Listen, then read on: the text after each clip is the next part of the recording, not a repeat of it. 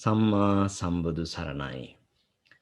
ශ්‍රී බුද්ධ වර්ෂ 2565ක් වූ ඇසළ මස අව පෑලවිය නම් තිතිලත් ශනි දින හෙවත් ව්‍යවහාරික වර්ෂ 2021ක් වූ ජූලි මාස 24 වන සෙනසුරාදා ශ්‍රී ලංකාවේ වේලාවෙන් පස්වරු 7 උදා වූ මේ මොහොතේදී ලෝකේ පුරා විසිරී සිටින ඔබ අප සෑම සිළු දෙනාම Zoom යොදවම ඔස්සේ අන්තර්ජාලය හරහා සජීවීව මේ සම්බන්ධ වී සිටිනුයේ පෞරාණික තේරවාදය ත්‍රිපිටක අධ්‍යයන වැඩසටහනෙහි අභිධර්මය 50 වැනි පාඩම සමගයි. පසුගිය පාඩම් 49 පුරාවට අපි චිත්ත කාණ්ඩයට අයත් සිත් 89 පිළිබඳවත්, චෛතසික කාණ්ඩයට අයත් චෛතසික 52 පිළිබඳවත්, රූප කාණ්ඩයට අයත් රූප 28 පිළිබඳවත් වගේම සංග්‍රහ කාණ්ඩයට අයත් සංග්‍රහ කාණ්ඩ සියල්ලම පිළිබඳවත් අධ්‍යයනය කර අවසන් කරන්නට යෙදුණා. ඉන් අනතුරුව අපි ආරම්භ කරන්නට යෙදුණා බොහෝම වටිනා පාඩමක්. ඒ තමයි චිත්ත වීති කාණ්ඩය පිළිබඳව ඉගෙන කියා ගන්නට. ඉතින් මේ චිත්ත වීති කාණ්ඩයේ අද 5 වෙනි දවසයි. 5 වෙනි පාඩමයි. ඉතින් අද දවසේදී මේ චිත්ත වීති කාණ්ඩයේ මේ චිත්ත වීති ඇතිවන සැටි පිළිබඳව දැන කියා ගන්නටයි තිබෙන්නේ. ඊටාම වැදගත්, ඊටාම වටිනා පාඩමක්. විශේෂයෙන්ම අපිට මේ අපේ ద్వාරවලට අරමුණු ගැටෙන විට කොහොමද හිත ක්‍රියාත්මක වෙන්නේ, චිත්ත වීති සකස් වෙන්නේ කොහොමද කියන කාරණය ඊටාම මනවින් ගම්බීරව බුදුරජාණන් වහන්සේ විසින් අපිට කරන ලද පැහැදිලි කිරීමට මානුව බුදු නුවණට පමණක්ම ගෝචර වන්නා වූ කාරණා පිළිබඳව බුදුරජාණන් වහන්සේ විසින් පැහැදිලි කරපු ආකාරයෙන්ම දැන කියා ගන්නටයි අපේ මේ සූදානම. ඉතින් අද දිනේදී මේ උතුම් වැඩසටහනට මාර්ගෝපදේශකත්වයේ සපයමින් මේ පරම ගම්බීර වූ අභිධර්මාර්ථයෝ අපට වටහා ගත හැකි ආකාරයෙන් නානාවිද ක්‍රමයන්ගෙන් විස්තර කර දෙමින්, විවරණය කර දෙමින්, විභජනය කරමින්, පැහැදිලි කර දෙමින් මේ ධර්මය අපේ ජීවිතවලට ගලපීමට මහත් වෙහෙසක් ගන්නා වූ අපගේ ගුරු දේවෝත්තම ගෞරවනීය ස්වාමීන්ද්‍රයන්න් වහන්සේව අපි පාදාභිවන්දනීයව මේ උතුම් ධම් සභා මණ්ඩපයට පිළිගනු ලබනවා. අද දිනේදීත් මේ උතුම් වැඩසටහනට අපිට මාර්ගෝපදේශකත්වයේ සපයන අපේ ගුරු දේවෝත්තම ස්වාමීන්ද්‍රයන්න් වහන්සේ මහනුවර අම්පිටිය උඩගම චිත්ත විවේකාශ්‍රමාදිවාසී නම කියන්නට අවසරයි පූජනීය විනයාචාර්ය ගලේවෙල ඥාන දර්ශනාභිධාන ස්වාමීන්ද්‍රයන්න් වහන්සේ. ගෞරවනීය ස්වාමින් වහන්සේ බොහෝමත්ම ඕනෑකමින් බොහෝම වෙහෙසක් ගනිමින් උන්වහන්සේගේ වෙහෙස නොබලාම අප වෙත තිබෙනා වූ අනුකම්පාව නිසාවෙන්ම මේ සියලු පාඩම් කටයුතු සකස් කරමින් සම්පාදනය කරමින් අපට මේ කාරණා වටහා ගත හැකි ආකාරයට පෙළගස්වමින් පැහැදිලි කර දෙමින් මේ සිද්ධ කරන්නා වූ අචින්තනීය ශාසනික මෙහෙවර සම්බුද්ධ ශාසනයේ චිරස්ථිතිය පිණිසම හේතුපනිශ්‍රේ වේවා. විශේෂයෙන්ම අද පටන් ආරම්භ වන්නා වූ එක ස්වාමින් වහන්සේලාගේ වස්සාන සමය තුළ උන්වහන්සේටත් සුවසේ ගුණ පුරා ගන්නටත් ඒ වගේම අපටත් සුවසේ ගුණ පුරා ගන්නටත් අවස්ථාව සලසා දෙන්නට හැකියාව ලැබේවායි අපි ප්‍රාර්ථනා කරමු. ඒ වගේම එසේනම් පෞරාණික තේරවාදය ත්‍රිපිටක අධ්‍යයන වැඩසටහනේ 50 වැනි අභිධර්ම පාඩම සමග සහ සම්බන්ධ වෙමු. අද දිනය බොහෝම සුවිශේෂී දිනයක්. මීට වර්ෂ 2603කට මත්තෙන් යෙදුණු ඒ ඇසලපුර 15ක් පොහෝ දිනේදී භාග්‍යවත් අරහත් සම්මා සම්බුදු සර්වඥ රාජෝත්තමයන් වහන්සේ ගණ්ඩබ්බ රුක්ක මූලයේදී යමා මහ ප්‍රාතිහාර්ය පෑමෙන් අනතුරුව තව්තිසා දිව්‍ය භවනට වැඩම කොට තව්තිසා දිව්‍ය භවනෙහි පාරිචත්‍රක නම් වෘක්ෂ මූලයේ පිහිටි පාණ්ඩු කම්බල නම් ශෛලාසනය මස්තකේ වැඩ හිඳිමින් මාතෘ දිව්‍ය රාජා වරප්‍රමුඛ දසදහසක් සක්වලින් එකතු වුණා වූ දෙව් බඹුන් සමූහයා අරමුණු කරගනිමින් මේ තුන් ලෝක ධාතුව සනසාලමින් දේශනා කරන්නට යෙදුණු ඒ අභිධර්ම දේශනාවෙහි 50 වැනි පාඩමයිටයි අපි මේ යොමුවන්නට සූදානම් වන්නේ. හොඳයි. එසේනම් අද දිනේදී මේ උතුම් වැඩසටහන ආරම්භ කරන්නට මත්තෙන් සෑම සියලු දෙනාම මාත් සමගම එක්ව ගෞරවනීය ස්වාමීන්ද්‍රයන් වහන්සේව වන්දනා කරන්නට සූදානම් වෙමු. අවසරයි ස්වාමීනි. හොඳයි. ඕකාස වන්දාමි භන්තේ කීහෝතු ඕකාස ద్వාරත්තයේන කතං සබ්බං අච්චයං කමත මේ බන්තේ මාමි කමිතබ්බං සාදුකාස කමාමි භන්තේ සුඛී හෝතු නිබ්බාන පච්චේ හෝතු සුඛී හෝතු නිබ්බාන පච්චේ හෝතු.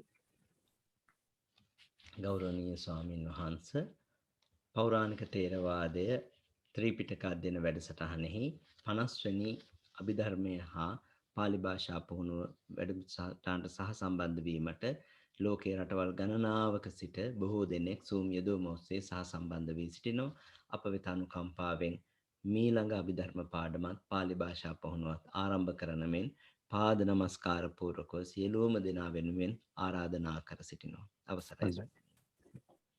හොඳයි අපි කවුරුත් මුලින්ම නමස්කාර පාඨය කියමින් බුදුරජාණන් වහන්සේට වන්දනා කරමු.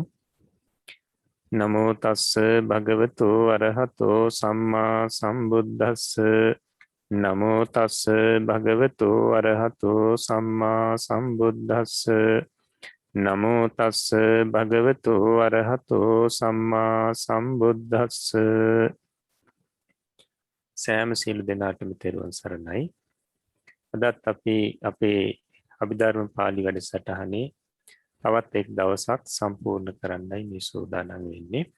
ඉතින් අපිට මුලින්ම තියෙන්නේ ගිය වාරේ පාඩමට අදාළ ප්‍රශ්න වලට ලියපු උත්තර සාකච්ඡා කිරීම. ලියපු උත්තර ටික තමයි ළඟට ගන්න. දැන් පළවෙනි ප්‍රශ්නය.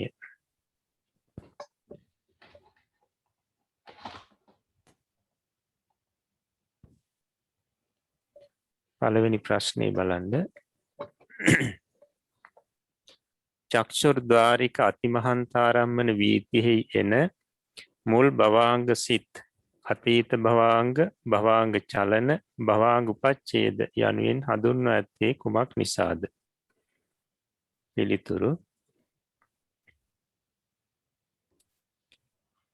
අතිමහන්ත රූපාරම්මනේ උපදින මොහොතේදී පුජ්‍යලයාගේ సంతානයේ භවාංග සිතක් පහළ වේ. නමුත් එම සිත රූපාරම්මණයාගේ ගැටීම නොලබාම ඉක්ම යයි. එබැවින් ඒ සිත අතීත භවාංග යන නාමයෙන් හඳුන්වනු ලැබේ. අතීත භවාංග කියන්නේ හේතුව. ඊළඟට භවාංග චලන කියන්නේ හේතුව. රූපාරම්මණයේ ගැටීම නිසා සෙලවෙන්නාක් මෙන් ඇතිවන්නා වූ භවාංග චිත්තය භවාංග චලන යන නාමයෙන් හඳුන්වනු ලැබේ. ඊළඟට භවාංග උපච්ඡේද කියලා කියන්නේ හේතුව. භවාංග චලනයට අනතුරුව රූපාරම්මණයාගේ ගැටීම ලැබමින් උපදනා භවාංග චිත්තයෙන් භවාංග පරම්පරාව සිඳී යන බැවින් එය භවාංග උපච්ඡේද යන නාමයෙන් හඳුන්වනු ලැබේ. හොඳයි. ඊළඟ ප්‍රශ්නය. එම සිත්වල අරමුණ කුමක්ද? පිළිතුර එම සිත්වල අරමුණ කර්මයේ කර්ම නිමිත්ත ගති නිමිත්ත යන තුනෙන් එකක්ය. හොඳයි. ඊළඟ ප්‍රශ්නේ. අඹ උපමාව චක්ෂුද්වාරික අතිමහන්තාරම්මන චිත්ත වීතිය හා ගලපා දක්වන්න. පිළිතුර භවාංග චිත්තයන් ඇති වෙමින් තිබූ කාලයේ පුරුෂයා නින්දට වැටී සිටි කාලයේ මෙනි. චක්ෂු ප්‍රසාදයේ රූපාරම්මණයේ ගැටීම අඹ ගෙඩිය වැටීම මෙනි. ආවර්ජන චිත්තේ පහළවීම පුරුෂයා අවදිවීම මෙනි. චක්ෂුර් විඤ්ඤාණ චිත්තේ පහළවීම ඇසෑර බැලීම මෙනි. සම්පටිච්ඡන චිත්තේ පහළවීම අඹ ගෙඩිය අතට ගැනීම මෙනි. ඊට පස්සේ සන්තීර්ණ චිත්තේ පහළවීම ඉදුණු එකක්ද කියා දැන ගැනීමට අත තද කිරීම මෙනි. විවස්ථාපන චිත්තේ පහළවීම ඉදුණු බව නිශ්චය කර ගැනීමට සිඹීම මෙනි. ජවන චිත්තයන්ගේ පහළවීම අඹ ගෙඩිය අනුභව කිරීම මෙනි. තදාරම්මන චිත්තයන්ගේ පහළවීම කටේ ගෑවී ඉතුරු හරිය කෙලත් සමග ගිලීම මෙනි. නැවත භවාංග සිත් ඇතිවීම නැවත නිදා ගැනීම මෙනි. ඔය ක්‍රමයෙන් හෝ ඊට ආසන්න ක්‍රමයකින් ලියලා තියෙනවා නම් හරි දාගන්න.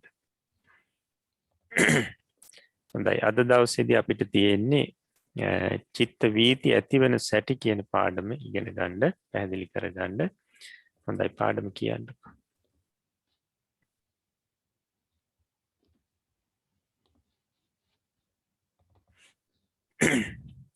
හයවෙනි පාඩම චිත්ත වීති ඇතිවන සැටි. එතකොට අපි චක්ෂුද්දාරික අති මහන්තාරම්මන චිත්ත වීතිය මේ වෙනකොට ඉගෙන ගත්තා. ඊට අදාළ කරුණු කාරණා හොඳින් පැහැදිලි කරගත්තා. ඉතින් අපිට ඊට පස්සේ තියෙන්නේ චක්ෂුද්දාරික මහන්තාරම්මන වීතිය ආදී ඉගෙන ගන්න. ඊට කලින් පාඩමක් තියෙනවා මේ චිත්ත වීති ඇතිවන සැටි කියලා. චිත්ත වීති ඇතිවන ආකාරය පැහැදිලි කරන පාඩමක්. අපිට ඒ පාඩම කලින් පැහැදිලි කරගන්න ඕනි. මහන්තාරම්මන චිත්ත වීති ඉගෙන ගන්න කලින්. අවසරයි ස්වාමීනි. 6 වන පාඩම චිත්ත වීති ඇතිවන සැටි. චිත්ත වීති නාමයෙන් හඳුන්වන රූප දර්ශනාදිය සම්බන්ධයෙන් ඇතිවන පංචද්වාරා වජ්ජන චක්කු විඤ්ඤාණාදී සිත්වල ඒ පුජ්‍යලයන්ට තම තමන්ගේ උත්සාහයෙන්ද ඇති කළ නොහැකිය. දේවාදී යම් කිසිවකුගේ බලයකින් ඒවා ඇති කළ හැක්කේද නොවේ. චක්ෂුද්වාර වීතියක් ඇතිවෙතොත් ඇතිවන්නේ රූපාරම්මණයක් චක්ෂු ප්‍රසාදයේ ගැටීමෙන්මය. බෙර ඇසෙහි අත වැදුනහොත් හඬක් ඇතිවන්නාක් මෙන් ගිනි පෙට්ටියෙහි ගිනි කූර ඇතුළුවහොත් ගින්නක් හටගන්නාක් මෙන් චක්ෂු ප්‍රසාද රූපාරම්මන දෙක්හි ගැටීමක් සිදුවහොත් චක්ෂුර්ද්වාරික වීති ඇතිවේ.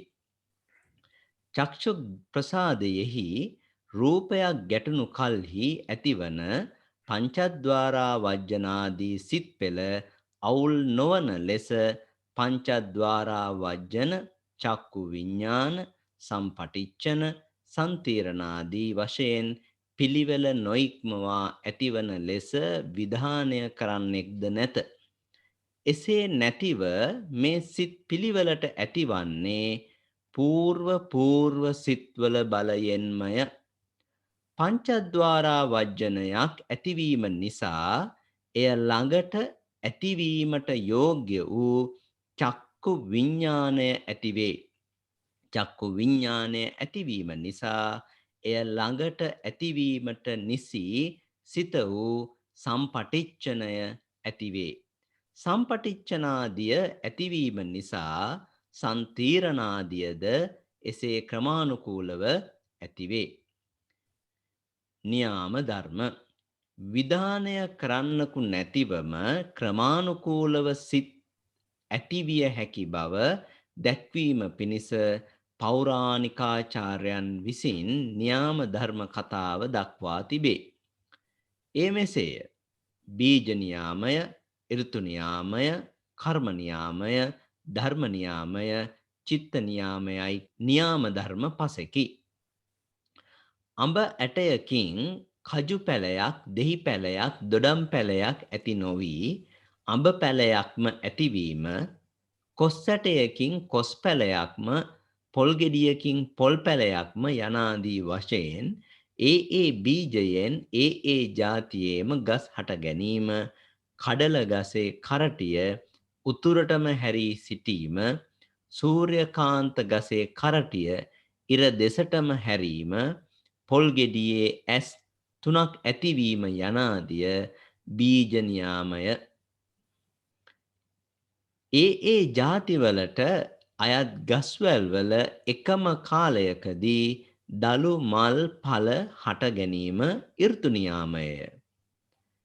ඒ කර්මයන්ට අනුකූල වන විපාකයක්ම ඇතිවීම කර්ම නියාමය. මහා බෝධිසත්වයන්ගේ මව්කුස පිළිසිඳ ගැනීම්, මව්කුසයෙන් බිහිවීම, බුදුවීම, දම්සක් පැවැත්වීම ආදියෙහි පොළව කම්පාවීම ආදී නිමිති පහළවීම ධර්ම නියාමය. රූපාදී ආරම්මණයන් චක්ෂුරාදී ප්‍රසාදයන්හි ගැටුණු කල්හි කිසිවකුගේ සංවිධානයක් නැතිව ක්‍රමානුකූලව සිත් පරම්පරාව ඇතිවීම චිත්ත නියාමය. කියන ලද කරුණු පස කාගේවත් සංවිධානයක් නැතිව නියාම ධර්ම අනුව සිදුවේ. චිත්ත වීති උගනීම අමාරු වැඩක්ය යන සම්මුතියක් රටේ පවතී. අමාරු වන්නේ පළමුවෙන් එක් වීතියක් උගෙනීමටය. එය පිළිබඳව ඇති සියලුම ප්‍රශ්න හොඳින් නිරාකරණය කරගෙන එක් වීතියක් හොඳින් තේරුම් ගතහොත් ඉදිරියට අපහසුවක් නැතිව චිත්ත වීති උගත හැකි වනු ඇත. එබැවින් ඉදිරියට යන්නට ඉක්මන් නොවී මේ අතිමහන්තාරම්මන වීතිය ඉතා හොඳින් ඉගෙන ගන්න, හොඳින් තේරුම් ගන්න. හොඳයි. එතකොට චිත්ත වීති ඇති වෙන සැටි පාඩම මේ පාඩමේදී පැහැදිලි කරනවා මේ චිත්ත වීති නාමයෙන් හඳුන්වන රූප දර්ශන ආදී සම්බන්ධයෙන් ඇතිවන පංචද්වාරාවජ්ජන චක්කු විඤ්ඤාණ ආදී සිත්වල ඒ පුජ්‍යලයන්ට තම තමන්ගේ උත්සාහයෙන් ඇති කළ නොහැකිය. දැන් මේ චිත්ත වීති කියනකොට ඔය රූප දර්ශන ආදී සම්බන්ධයෙන් ඒ පුජ්‍යලයන්ට ඇතිවන සිත්වල මේ සිත්වල ඒ පුජ්‍යලයන්ට තම තමන්ගේ උත්සාහයෙන් ඇති කරන්න බෑ. තම තමන්ට ඕනි විදිහට ඇති කරවන්න බෑ. ඒ වගේම තමයි මේ දේවාදී යම් කිසියෙකුගේ බලයෙන් ඇති කරන්නත් බෑ. අදෘශ්‍යමාන බලයකින් ඇති කරවන්නත් බෑ මේ චිත්ත වීති. එතකොට චිත්ත වීතියක් චක්ෂුද්දාර වීතියක් ඇතිවතොත් ඇතිවන්නේ රූපාරම්මණයක් චක්කු ප්‍රසාදේ ගැටීමෙන්මය. එතකොට චක්ෂුද්දාරික චිත්ත වීතියක් ඇති වෙනවා නම් ඇති වෙන්නේ ඒ රූපාරම්මණයේ චක්කු ප්‍රසාදේ ගැටීමෙන්මයි. නැත්නම් චක්ෂුද්දාරේ ගැටීමෙන්මයි. එහෙම නැත්නම් වෙන ක්‍රමයකින් මේ චක්ෂුද්දාරික චිත්ත වීතියක් ඇති වෙන්නේ නැහැ. එතකොට ඒකට උපමා දක්වලා තියෙනවා. දැන් බෙරේ ඇස් දෙකක් තියෙනවනේ සාමාන්‍යයෙන් අපි ඔය දැකලා තියෙන ඒවල මුහුණත දෙකක්. එතකොට ඒ බෙරේ මුහුණේ අත වැදුනොත් ශබ්දයක් නැගෙනවා. ඒ වගේම තමයි සාමාන්‍යයෙන් ගිනි පෙට්ටියේ ගිනි කෝරක් ඇතුළුවොත් ගින්නක් හට ගන්නවා. නේද? ඉතින් මෙන්න මේ විදිහට චක්ෂුද්වාරේ රූපාරම්මණය හැපීමෙන් මේ චක්ෂුද්වාරික චිත්ත වීති හට ගන්නවා. චක්ෂුද්වාරික චිත්ත වීති හට ගන්නවා. ඉතින් මෙතනදී මේ පැහැදිලි කරන්නේ චක්ෂුද්වාරික චිත්ත වීතියක් හට ගන්නට නම් අනිවාර්යයෙන්ම චක්ෂුද්වාරේ නැත්නම් චක්ෂුද්වාර නාමයෙන් අපි කියපු චක්ෂු ප්‍රසාදේ රූපාරම්මණය හැපෙන්නම ඕනේ. රූප ඡායාව හැපෙන්නම ඕනේ. ඒ හැපීමෙන් තමයි චක්ෂුද්වාරික චිත්ත වීතියක් හටගන්නේ. එහෙම නැතුව තම තමන්ට අවශ්‍ය විදිහට හට ගන්නවන්න බෑ. දේවාදී යම් කිසි කෙනෙකුගේ බලයෙන් හට ගන්නවන්නත් බෑ. අදෘශ්‍යමාන බලයකින් හට ගන්නවන්නත් බෑ. රූපාරම්මණේ චක්ෂුද්වාරේ හැපෙන්න ඕනි. චක්ෂුද්වාරික චිත්ත වීතියක් පහළ වෙන්න. හොඳයි. ඊට පස්සේ පැහැදිලි කරනවා දැන් චක්ෂු ප්‍රසාදේ රූපාරම්මණයක් ගැටුණහම ඒ රූපාරම්මණය අරමුණු කරගෙන පංචද්වාරා වජ්ජනේ ආවර්ජන කෘත්‍යය සිද්ධ කරමින් පහළ වෙනවා. ඊට පස්සේ චක්කු විඤ්ඤාණ සිත දර්ශන කෘත්‍ය කරමින් පහළ වෙනවා. සම්පටිච්ඡන සිත ඒ පිළිගැනීම් කෘත්‍ය සම්පටිච්ඡන කෘත්‍ය සිද්ධ කරමින් පහළ වෙනවා. සම්පීර්ණ සිත ඒ රූපාරම්මනේ විමසීම වශයෙන් පහළ වෙනවා. වොත්තපන සිත එය නිශ්චය කිරීම වශයෙන් පහළ වෙනවා. ඒ වගේම ජවන් කෘත්‍යයෙන් ජවන් සිත් පහළ වෙනවා. තදාරම්මන කෘත්‍යයෙන් තදාරම්මන සිත් පහළ වෙනවා. මේ විදිහට ඒ රූපාරම්මනේ සම්බන්ධයෙන් සිත් පිළිවෙලට පහළ වෙනවා. දැන් බලන්න හිතලා මේ විදිහට මේ පිළිවෙලට සිත් පහළ වෙන නිසා තමයි ඒ රූපාරම්මනේ සම්බන්ධයෙන් සම්පූර්ණ දැනුමක් නැත්නම් ඒ රූපාරම්මනේ රසය ගන්න පුළුවන් වෙන්නේ. රූපාරම්මනේ කෙරෙහි ඇලීම හෝ ගැටීම ඇති වෙන්නේ. ඒ රූපාරම්මනේ සම්බන්ධයෙන් දැනුම ඇති වෙන්නේ මෙන්න මේ සිත් පිළිවෙල නිසා. ක්‍රමානුකූලව ඒ සුදුසු කෘත්‍ය කරමින් සුදුසු තැන ඒ සුදුසු සිත පහළ වෙනවා. ඒ නිසා තමයි රූපාරම්මනේ සම්බන්ධයෙන් ඒ දැනීම සම්පූර්ණ වෙන්නේ. එතකොට මෙන්න මේ සිත් පිළිවෙල මේ පිළිවෙල නොඉක්මවා පහළ වීමට විධානය කරන කෙනෙක් නැහැ. මේ විදිහට පිළිවෙලට පහළ වුණාට මේ පිළිවෙල නියාමනය කරන මේ පිළිවෙලට විධාන කරන එහෙම කිසිම කෙනෙක් නැහැ. මේක හසුරුවන කෙනෙක් නැහැ. එහෙම හසුරුවන පුජ්‍යලයක් හෝ දෙවියෙක් හෝ බ්‍රහ්මයෙක් නැහැ. එතකොට මේ සිත් මේ පිළිවෙල නොඉක්මවා පහළ වෙනවා. එහෙම විධානය කරන කෙනෙක් නැති වුණාට මේ සිත් පිළිවෙලට පහළ වෙනවා ඒ කෘත්‍ය සිද්ධ කරමින්. ආවජ්ජන පංචද්වාරාවජ්ජන සිත පහළ වුණාට පස්සේ ඊට පස්සේ නිරුද්ධ වෙනකොටම චක්කු විඤ්ඤාණ සිත පහළ වෙනවා. චක්කු විඤ්ඤාණ සිත නිරුද්ධ වෙනකොට සම්පටිච්ඡන සිත පහළ වෙනවා.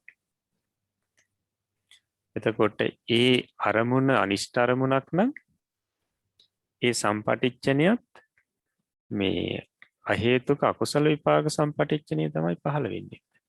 ඒක වැරදීමක් වෙන්නේ නැහැ. ඒ වගේම ඉෂ්ඨ අරමුණක් නම් අහේතුක කුසල විපාක සම්පටිච්ඡනයයි පහළ වෙන්නේ. මේ විදිහට ඒ ආරම්මණයට අනුරූපීව සිත් පහළ වෙනවා පිළිවෙලට. එතකොට නමුත් මේක සකස් කරන කෙනෙක්, මේකට විධානය කරන කෙනෙක්, නියම කරන කෙනෙක් මේ සත්‍යයේ පුජ්‍යලයක් නැහැ. මේ කටයුත්ත කොහොමද වෙන්නේ කියන එක පැහැදිලි කරනවා. පූර්ව සිත්වල බලයෙන්ම තමයි අර සිත්වල පිළිවෙල නොඉක්මවා නියම ක්‍රමයටම මේ චිත්ත වීතිය සිත් ටික පහළ වෙන්නේ. පූර්ව සිත්වල බලයෙන්. එතකොට ආවර්ජන කෘත්‍ය කරමින් පංචද්වාර ආවර්ජන සිත පහළ වෙලා නිරුද්ධ වෙනකොට ඒ සිතේ බලයෙන් ඊළඟට එතෙන්ද සුදුසු සිත වෙන මේ චක්කු විඤ්ඤාණ සිත පහළ වෙනවා. පූර්ව සිතේ බලයෙන්. චක්ෂු විඤ්ඤාණ සිතේ බලයෙන් ඊට පස්සේ සුදුසු ඊට පස්සේ අරමුණ සම්බන්ධයෙන් කළ යුතු කෘත්‍ය තමයි සම්පටිච්ඡන කෘත්‍ය. ඒ සම්පටිච්ඡන කෘත්‍ය සිදු කිරීම සඳහා සම්පටිච්ඡන සිත පහළ වෙනවා අර චක්කු විඤ්ඤාණ සිතේ බලයෙන්. සම්පටිච්ඡන සිතේ තියෙන බලයෙන් ඒ නිරුද්ධ වෙනකොට ඊට පස්සේ සම්පීර්ණ සිත පහළ වෙනවා. මෙන්න මේ විදිහට පූර්ව සිත්වල බලයෙන් තමයි පසුපසු සිත් ඇති වෙන්නේ. එහෙම නැතුව මේක සිදු කරන කෙනෙක් නැහැ. මේකට විධානය කරන කෙනෙක් නැහැ. ඒ සිත්වල යම් බලයක් තියෙනවා. යම් ශක්තියක් තියෙනවා පසුපසු සිත් ඇති කිරීමට. අපිට මේ ශක්තියින් ඉගෙන ගන්න පුළුවන් ඔය ප ဋ ාණ කියන කොටසේදී. අනන්තර ප්‍රත්‍ය සමානන්තර ප්‍රත්‍ය ආදී විදිහට ඒවා ඉගෙන ගන්න පුළුවන්. ඒ සිත්වල තියෙනවා ඒ බලයක් ශක්තියක් තියෙනවා. ඊට අනුරූපීව පසුපසු සිත් පහළ වෙනවා. එතකොට මේ බලයට ඒ විදිහට පසුපසු සිත් නිවැරදි ආකාරයට පහළ කරන ආකාරයට චිත්ත නියාමයේ කියලා කියනවා. ඊට ඉස්සරහට ඉගෙන ගන්න පුළුවන්. ඒ විදිහටත් හඳුන්වනවා. එතකොට මෙන්න මේ විදිහට මේ ක්‍රමානුකූලව සිත් හටගන්නේ. පිළිවෙල නොඉක්මවා සිත් හටගන්නේ පූර්ව සිත්වල බලයෙන්මයි. අපිට මේ කාරණාව අපි හොඳින් මතකයේ තියාගන්න ඕනේ. හොඳයි. ඊට පස්සේ පැහැදිලි කරනවා න්‍යාම ධර්ම. න්‍යාම ධර්ම. විධානය කරන්නෙකු නැතුවම ක්‍රමානුකූලව සිත් ඇතිවිය හැකි බව දැක්වීම පිණිස පෞරාණිකාචාර්යයන් විසින් න්‍යාම ධර්ම කතාව දක්වා තිබේ.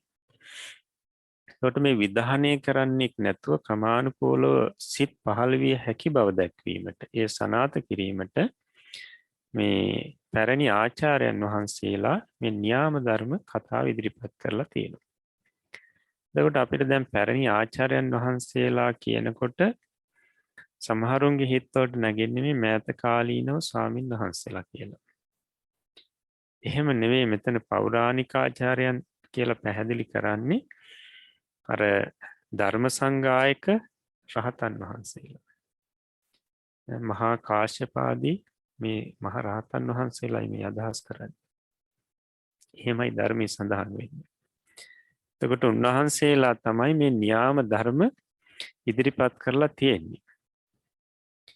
ඒ බුදුරජාණන් වහන්සේගේ අදහස හොඳින් දැනගත්තු, බුදුරජාණන් වහන්සේගේ ධර්මයේ හොඳින් දැනගත්තු මේ මහා කාශ්‍යප ආදී මේ රහතන් වහන්සේලා තමයි මේ න්‍යාම ධර්ම කතාව ඉදිරිපත් කරලා තියෙන්නේ. ධර්මයේ මේ කතාව එනවා. එතකොට ඒ මෙසේය. බීජ න්‍යාමී, ඍතු න්‍යාමී, කර්ම න්‍යාමී, ධර්ම න්‍යාමී, චිත්ත න්‍යාමයයි න්‍යාම ධර්ම පසකි. න්‍යාම ධර්ම පහක් දක්වනවා. න්‍යාම ධර්ම පහක් දක්වනවා. එතකොට බලන්න පළවෙනි එක. දැන් මෙතන එකක්, පළවෙනි එක බීජ න්‍යාමී. දෙක ඍතු න්‍යාමී. නැත්නම් අපි ඍතු න්‍යාමී කියලා කියනවා. ඊළඟට කර්ම න්‍යාමී. ඊට පස්සේ ධර්ම න්‍යාමී. ඊට පස්සේ චිත්ත න්‍යාමී. මේ න්‍යාම ධර්මයන් අපි දින් මතක තියාගන්න ඕනි. බලන්න පළවෙනි මුලින්ම පැහැදිලි කරනවා බීජ න්‍යාමී. අඹ ඇටයකින් කජු පැලයක්, දෙහි පැලයක්, දොඩම් පැලයක් ඇති නොවි අඹ පැලයක්ම ඇතිවීම. ඊළඟට කොස් ඇටයකින් කොස් පැලයක්, පොල් ගෙඩියක්, කොස් පැලයක්ම, පොල් ගෙඩියකින් පොල් පැලයක්ම යනාදි වශයෙන් ඒ බීජයෙන් ඒ ජාතියේම ගස් හට ගැනීම. ඊළඟට කඩල ගසේ කරටිය උතුරට හැරී සිටීම. සූර්යකාන්ත ගසේ කරටිය ඉර දෙසට හැරීම. පොල් ගෙඩියේ ඇස් 3ක් ඇතිවීම යනාදී බීජ න්‍යාමයේය. එතකොට මෙතනදී පැහැදිලි කරනවා දැන් අඹ ඇටයකින්, අඹ ඇටයක් පැල කරාට පස්සේ ඒ අඹ ඇටෙන් කජු පැලයක් ඇති වෙන්නේ නැහැ. නේද? දොඩම් පැලයක් ඇති වෙන්නේ නැහැ. දෙහි පැලයක් ඇති වෙන්නේ නැහැ. මෙන්න මේකට කියනවා මේ බීජ න්‍යාමී කියලා. බීජයේ තියෙන ස්වභාවය, බීජත් ස්වરૂපේ. ඊට පස්සේ කොස් පැලයක් සිටෙව්වට පස්සේ කොස් පැලයක්මයි ඇති වෙන්නේ. කොස් ඇටයක් සිටෙව්වට පස්සේ කොස් පැලයක්මයි ඇති වෙන්නේ. පොල් ගෙඩියක් සිටෙව්වට පස්සේ පොල් පැලයක්මයි ඇති වෙන්නේ. ඒකට ඒක වෙනස් වෙන්නේ නැහැ. ඊට පස්සේ පැහැදිලි කරනවා මේ කඩල ගහේ කරටිය උතුරට නැවිලා තියෙනවා. සූර්යකාන්ත ගහේ කරටිය ඉර දෙසට නැමිලා තියෙනවා. ඒ වගේම පොල් ගෙඩිය ඇස් 3ක් තියෙනවා. පොල් ගෙඩිය ඇස් 3ක් තියෙනවා. පිරිස දන්නවා ඒක. ඉතින් මෙන්න මේවා බීජ න්‍යාමී කියලා කියනවා. මේවා බීජයේ නියමයි. මේවා සිද්ධ වෙන්නේ බීජයේ ස්වરૂපයට අනුව, බීජයේ ස්වභාවයට අනුව.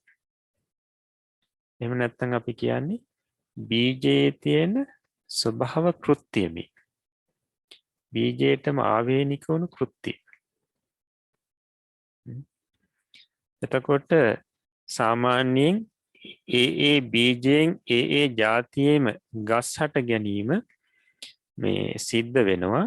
එතකොට අන්නේ ඒ බීජයට අනුරූපීවම ගස් හට ගැන්වීමේ ශක්තියක් එහෙම නැත්නම් ස්වභාවයක් මේ බීජයේ තියෙනවා. අන්න ඒ ස්වභාවයට කියනවා බීජ නියාමී කියලා. බීජ නියාමී.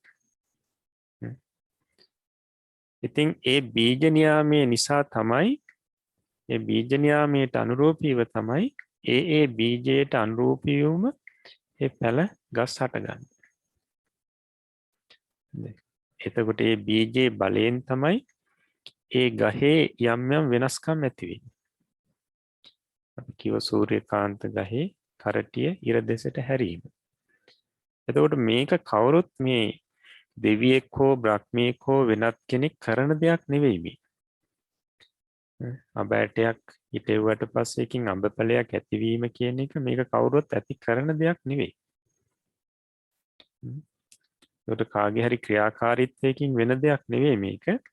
මේකට කියන්නේ බීජ නියාමී කියලා. බීජත් ස්වરૂපේ. ඒකට බීජයේ ස්වභාව කෘත්‍ය. බීජයට ආවේනික වුණු කෘත්‍ය මේක.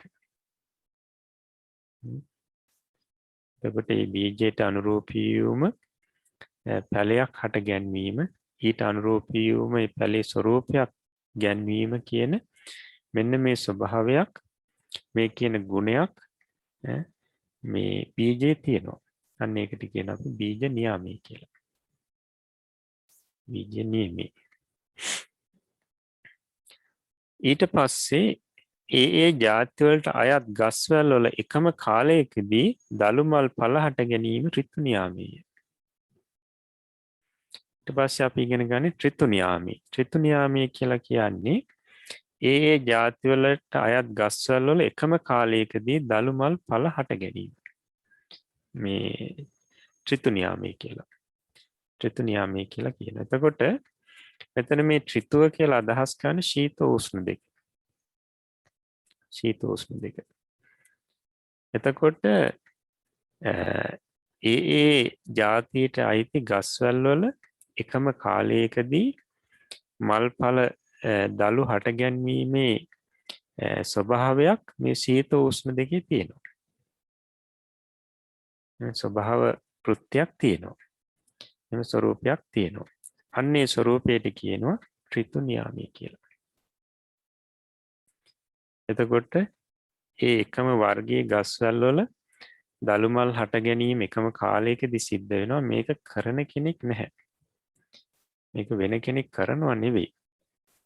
ඒ ඍතුවේ තියෙන ස්වභාවයෙන් ස්වરૂපයෙන් ඊට ආවේනික ඒ කෘත්‍ය වශයෙන් තමයි මේ කටයුත්ත සිද්ධ වෙන්නේ. ඒකට කියනවා ඍතු නියාමී කියලා. ඍතුවේ බලයෙන් සීතෝෂ්ණයන්ගේ බලයෙන් මේක වෙන්නේ. එතකොට ඒ සීතෝෂ්ණ දෙකත් මේ වෙන කෙනෙක් ඇවිල්ලා අර විදිහට එකම කාලයකදී මල්පල හට ගැනීමට මේ හසුරුවනව නෙවෙයි. කවුරුත් එහෙම හසුරුවන කෙනෙක් නැහැ. ඒ සීතෝෂ්ණයන්ගේ ස්වභාවයෙන් මේක සිද්ධ වෙනවා.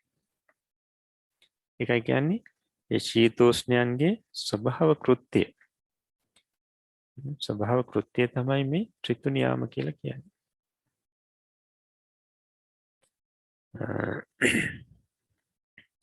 ඊට පස්සේ ඒ කර්මයන්ට අනුකූල වන විපාකයන්ම ඇතිවීම කර්ම නියාමයේය. ඒ කර්මයන්ට අනුකූලවම විපාකයන් නැතිවීම කර්ම නියාමී කියලා කියනවා. කර්ම නියාමී. කර්ම ස්වરૂපේ. එතකොට ඒ කර්මයන්ට අනුරූපී වූම විපාක ඇති වෙන්නේ මේ කර්ම ස්වභාවයෙන්. එතකොට කර්මයේ ස්වභාව කෘත්‍ය එක. අන්නේ කර්මයේ ස්වභාව කෘත්‍යයට කියනවා කර්ම නියාමී කියලා. ඒ කර්මයේ තියෙනවා තමන්ට අනුරූපී වූම විපාකයක් ඇති කිරීමේ ස්වરૂපයක්, ස්වභාවයක්.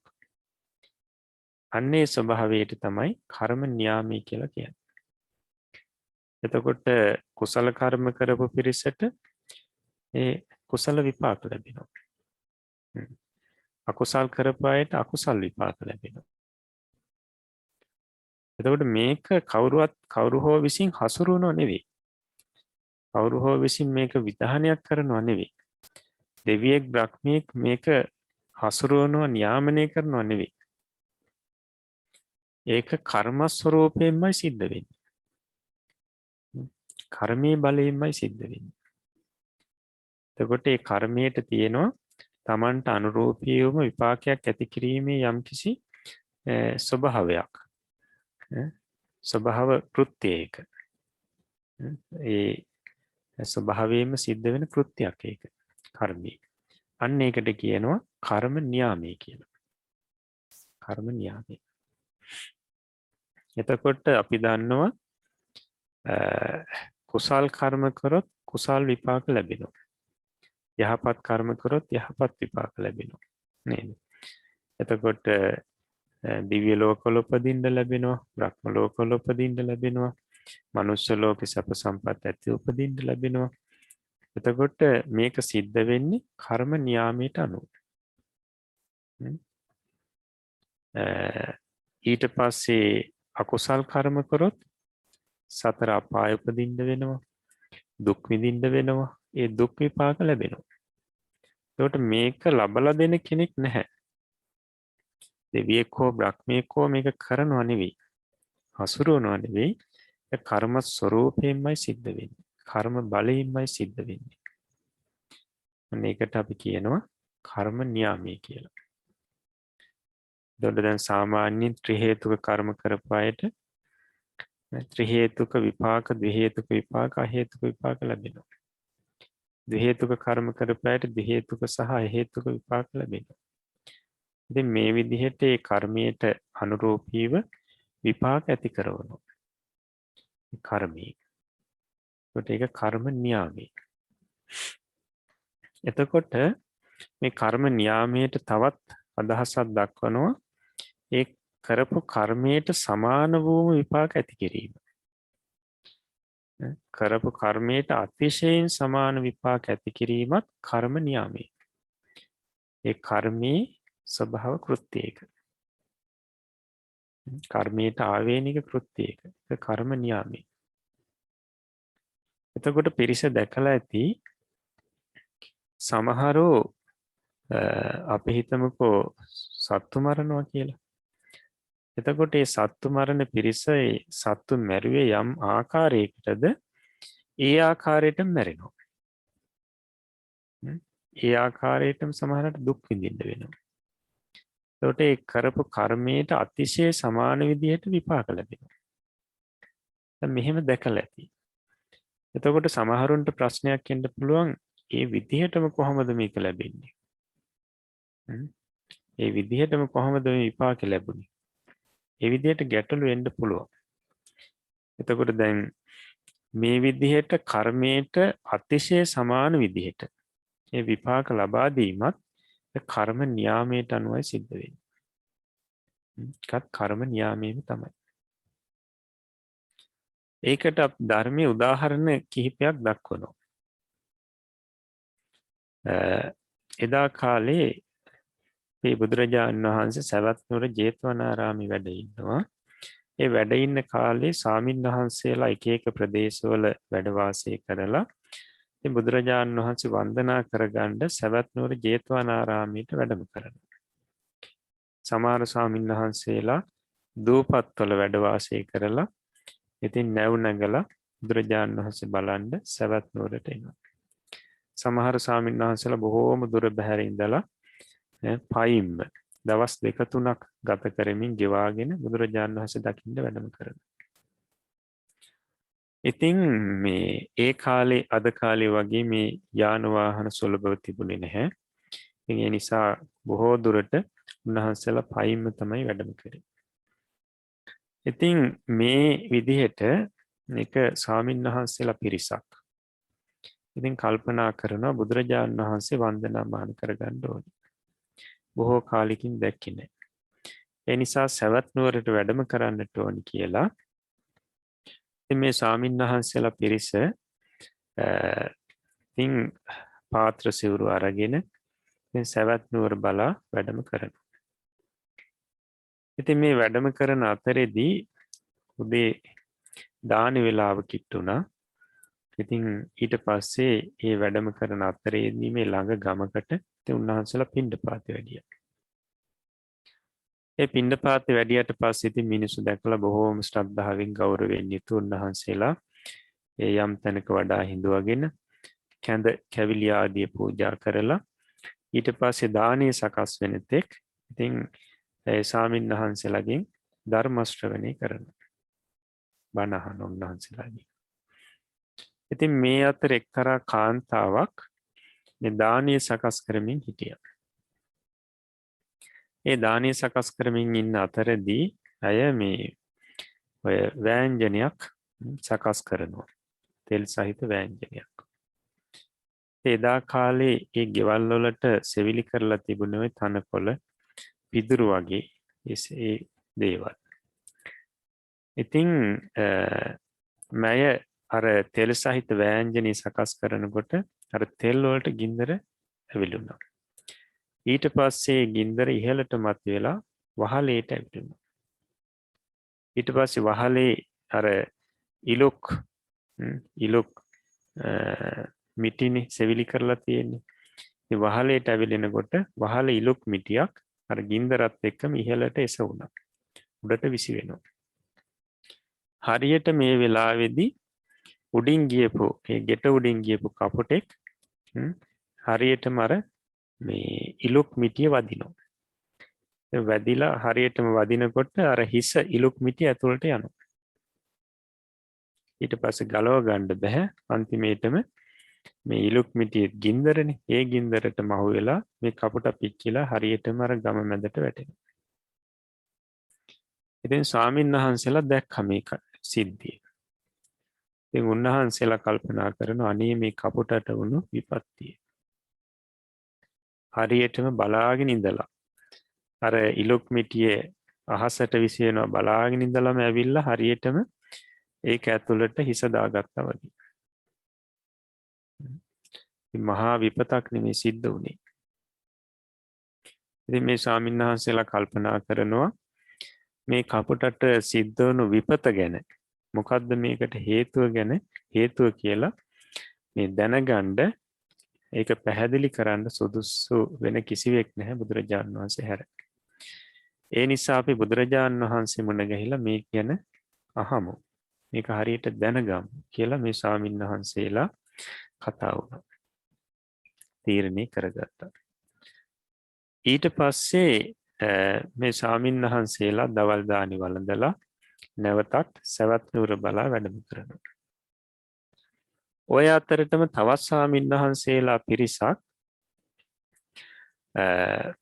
දූපතක වැඩ වාසය කරලා ඊට පස්සේ බුදුරජාණන් වහන්සේ දැක ගන්න සවැත් නුවරට පැමිණෙන්නට මේ නැව් නගිනවා. මිනිසු ගමන් කරන නැවකට නැගිලා තමයි උන්වහන්සේලාත් සවැත් නුවරට එන්න පිටත් උනේ. මේ එන අතරමඟදී නැව මුහුදේ මැදදී නවතිනවා. ඉතින් ඒ වෙලාවේදී ඒ නැවේ හිටපු ඒ කාර්මික ශිල්පීන් එකතු වෙලා ඉතින් මොකක් හරි නැවේ දෝෂයක් තියෙනවද උපකරණවල දෝෂයක් තියෙනවද කියලා ඉතින් පරීක්ෂා කරා. නමුත් කිසිම දෝෂයක් හොයාගන්න නැහැ. කිසිම කාර්මික දෝෂයක් හොයාගන්න නැහැ. ඉතින් එදා කාලේ ක්‍රමයක් තිබුණා. මේ වගේ අවස්ථාවලදී පිරිස කල්පනා කරා මේ වගේ දෙයක් එහෙමනම් සිද්ධ වෙන්නේ මේ පෞකාර මිනිස්සෙක් මේක තුල ඉන්නවා. පෞකාරේ කවුරු හරි ඉන්නවා. ඒ තැනත්තා නිසා තමයි මෙහෙම දෙයක් වෙන්නේ. ඉතින් මේ විදිහ අදහසක් තිබුණා. ඉතින් මිනිස්සු ඒක කතා කරගෙන කවුද මේ පෞකාරයා කියලා හොයන්න තුන්ඩු දානවා. ඒ තුන්ඩු දැමීම සිද්ධ කරලා තියෙන්නේ ඉන්න මිනිසු ගානට ඉන්න පිරිස ගානට තුන්ඩු හදාගෙන එක තුන්ඩුවක යම්කිසි සලකුණක් යොදනවා.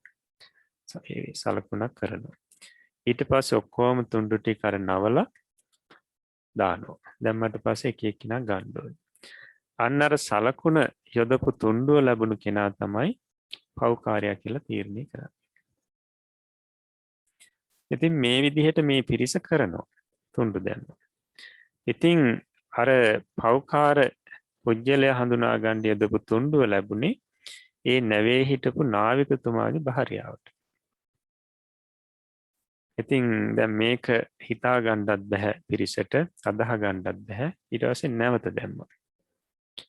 නැවත දානකොටත් ලැබුණේ එතුමියටමයි. ඊට පස්සේ නැවත වතාවක් දැම්මා. මේක විශ්වාස කරන්නත් බෑ. නැවත වතාවක් දානකොට එතුමියටම තමයි නැවතත් ලැබුණේ. ඒ වෙලාවෙදී මිනිස්සු නාවිකතුමාගේ මූණ දිහා බැලුවා. දැන් ඉතින් මොකද කරන්නේ? නාවිකතුමා කිව්වා ඉතින් එක්කෙනෙක් නිසා බොහෝ පිරිසක් විනාශ වෙන්න ඉඩ දෙන්න බෑ. ඒ නිසා ඉතින් මේ සම්බන්ධයෙන් කළ යුතු දෙයක් කරමු කියලා. ඊට පස්සේ තීරණය කරේ මේ නැවෙන් අයින් කරන්න ඕනේ. එහෙම නැත්නම් මුහුදට දාන්න ඕනේ. ඉතින් ඒ වෙලාවේදී මම කෑ ගහනවා. නාවිකතුමා කිව්වා ඉතින් ආභරණ ආදියත් එක්ක මුහුදට දාන්න එපා. ආභරණ ගලව ගන්න. ඉතින් ඊට පස්සේ මුහුදට දාමු කියලා ඉතින් තීරණය කරලා ඉතින් මුහුදට දාන්න යනකොට නැවතත් නාවිකතුමා කියනවා මම මුහුදට දැම්මට පස්සේ උඩ පාවෙනවා. ඉතින් මට ඒක බලාගෙන ඉන්න බෑ. ඒ නිසා වැලි කූඩයක් ගෙලේ ගැට ගහලා මුහුදට දාන්න කිව්වා. මොකද එතකොට දැම්මට පස්සේ එහෙමම ගිලෙනවා. ඉතින් මිනිස්සු ඒ විදිහටම කරා. ගෙලේ වැලි කූඩයක් ගැට ගහලා මුහුදට දැම්මා. ඉතින් ඒ දානුවත් එක්කම නැව ක්‍රියාත්මක වෙනවා. නැව ක්‍රියාත්මක වෙනවා. ඊට පස්සේ ඉතින් මේ මිනිස්සුයි ස්වාමීන් වහන්සේලායි පිරිස ඉතින් නැවත සවැත් නුවර බලා ඉතින් පැමිණියා. ඉතින් මෙතන හිටපු ස්වාමීන් වහන්සේලා කතා වෙනවා අනේ අර කාන්තාවට සිදු වුණු විපත්තිය. නාවිකතුමාගේ භාර්යාව මහා විපතක් වුණේ.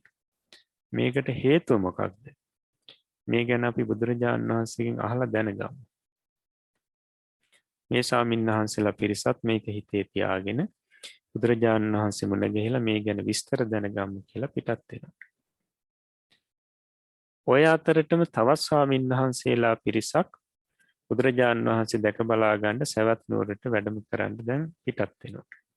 ඒ පිටත් වෙලා එන අතරමඟදී එදා රාත්‍රී කාලේ එළඹුණා. ඉතින් සවැත් නුවරට ය아가න්න බැරි වුණා. ඒ නිසා මග විහාරස්ථානයක එදා රාත්‍රිය ගත කරලා අපි වැඩම කරමු කියලා තීරණය කරා. පහවදාම වැඩම කරමු කියලා. ඉතින් ස්වාමීන් වහන්සේලාට එදා එතන ස්වාමීන් වහන්සේලා 7 නමක් හිටියා. මේ 7 නමටම ලැබුණේ එක ලෙනක්. ඒ ලෙනේ තිබ්බා ආසන 7ක්, එඳන් 7ක්. ඉතින් උන්වහන්සේලා රාත්‍රී කාලේ දැන් මේ ආසනවල වැඩ ඉන්නවා. රාත්‍රී කාලේ ගත කරන්න බලාපොරොත්තු වෙමින් උදෑසනම නැවත පිටත් වෙන බලාපොරොත්තුව තියෙනවා. මේ ස්වාමීන් වහන්සේලා මේ ගල්ලෙනේ රාත්‍රී කාලේ ගත කරනකොට ඉස්සරහා තිබුණු විශාල ගලක් පෙරලිලා ඇවිල්ලා මේ ගල්ලෙන වැහෙනවා. වැහෙනවා කියලා කියන්නේ දැන් ගල්ලෙනක් කියනකොට තුන් පැත්තකින් ආවරණය වෙලා තියෙන ගලෙන්. එක පැත්තක් තමයි නිදහස්ව තියෙන්නේ. ඒ පැත්තේ දොරක් ජනලයක් දාලා බිත්තියක් බැඳලා තියෙනවා. ඉතින් හරියටම අර දොරයි ජනලයයි බිත්ති තාවරණය කරමින්ම ඇවිල්ලා මේ ගල හිර වෙනවා. ඉතින් මේ ස්වාමීන් වහන්සේලා කල්පනා කරා අනේ අපිට වුණු විපත්තිය. ඉතින් පහවදා උදෑසනම අර ඒ සෙනසුනේ හිටපු අනිත් ස්වාමීන් වහන්සේලාත් ඇවිල්ලා මේ මොකද්ද සිද්ධ වෙලා තියෙන්නේ කියලා බලලා විශාල ගලක් ඇවිල්ලා හිර වෙලා ඉතින් ඊට පස්සේ ගම් 7ක මිනිස්සු එකතු වෙලා මේ ගල අයින් කරන්න උත්සාහවත් වෙනවා. නමුත් අයින් කරන්න බෑ. ඒතර විශාල ගලක්. ගම් 7ක මිනිස්සු ඇවිල්ලා පුළුවන් තරම් උත්සාහවත් වුණා ඒත් බැරි වුණා. ඇතුලේ හිටපු ස්වාමීන් වහන්සේලාත් උත්සාහවත් වුණා ඒත් මේ ගල ඉවත් කරන්න බැරි වුණා. දැන් මේ විදිහට දවසක් ගත වුණා, දෙකක් ගත වුණා, දවස් 3ක් ගත වුණා, 4ක් ගත වුණා, 5ක් ගත වුණා, 6ක් ගත වුණා, 7ක් ගත වුණා. 7 වෙනි දවසේදී මේ ගල ඉබේම පෙරලිලා ගිහිල්ලා තිබ්බු තැනටම යනවා. ඉතින් මේ ස්වාමීන් වහන්සේලා දවස් 7ක් දැන් निराහාරව. ඉතින් අර මේ ඇට සැකිල්ල ඒ කියන්නේ පේනවා අනිත් අයට බලනකොට. අස්ති පෑදිලා. ඒ වගේම ඇඟ සුදු මැලි වෙලා. හරියට අර හමයි ඒ වගේම මේ අස්ති පමණක් ඉතුරු වෙලා වගේ. ඒ ස්වාමින්වහන්සේලා වෙවුල එළියට එනවා. ඉතින් එළියට ඇවිල්ලා නැවත ඉතින් උන්වහන්සේලා දාන ආදී අරගෙන දානි වළඳලා නැවතත් ඉතින් කාය ප්‍රකෘතිමත් බවට පත් කරගෙන කල්පනා කරන අනේ අපිට උණු විපත්තියක්. අපි මොකක් හරි සංසාරේ මේ පාප කර්මයක් කරලා තියෙනවා.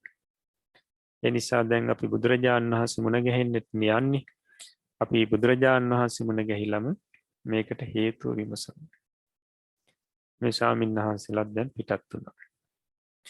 මේ යන අතරමඟදී අර කපුටට විපත්තියක් සිද්ධ වෙලා එක දැකපු ස්වාමීන් වහන්සේලා පිරිසත් මේ ස්වාමීන් වහන්සේලාට මුණ ගැහෙනවා.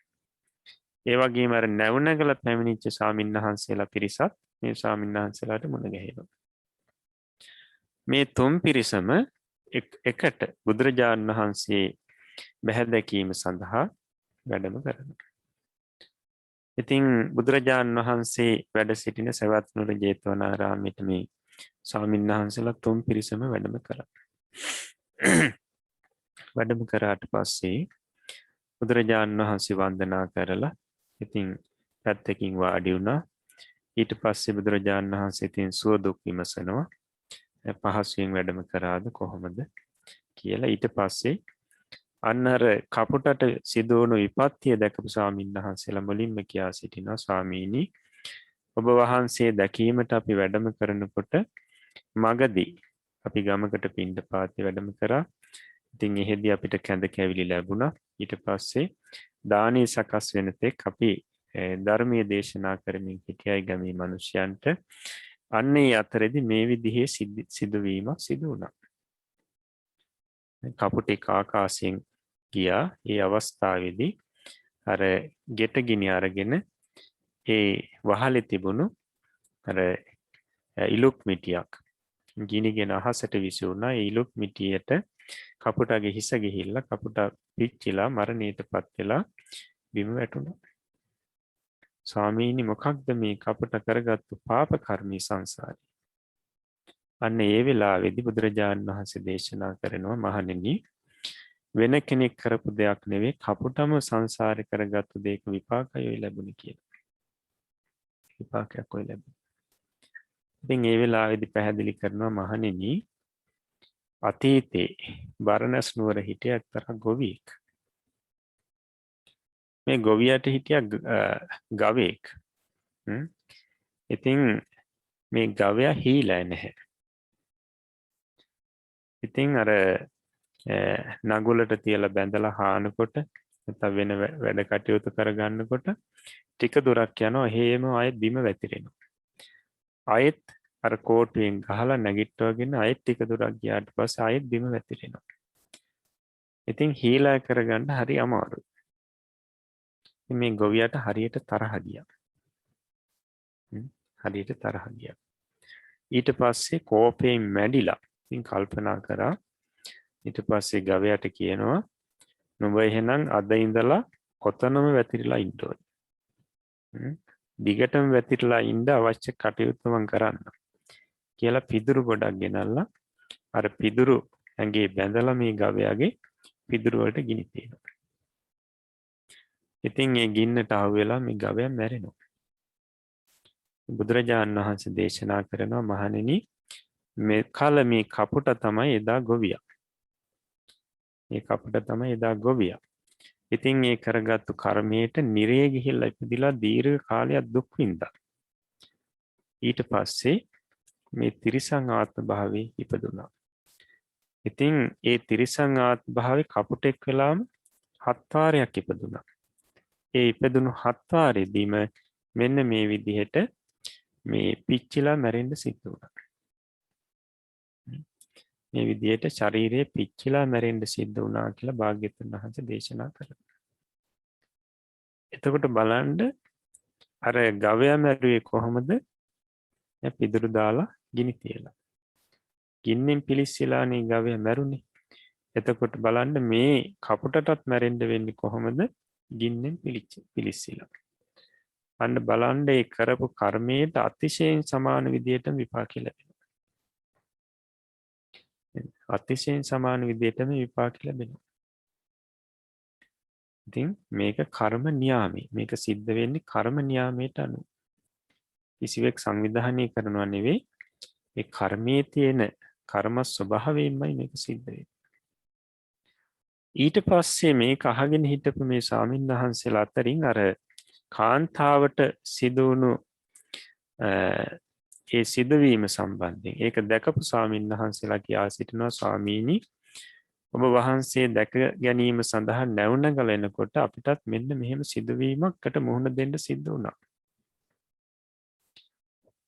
ඒ මොකක්ද අපි නැවුනගල එනකොට නැව මුහුද මැදදී නතර වුණා.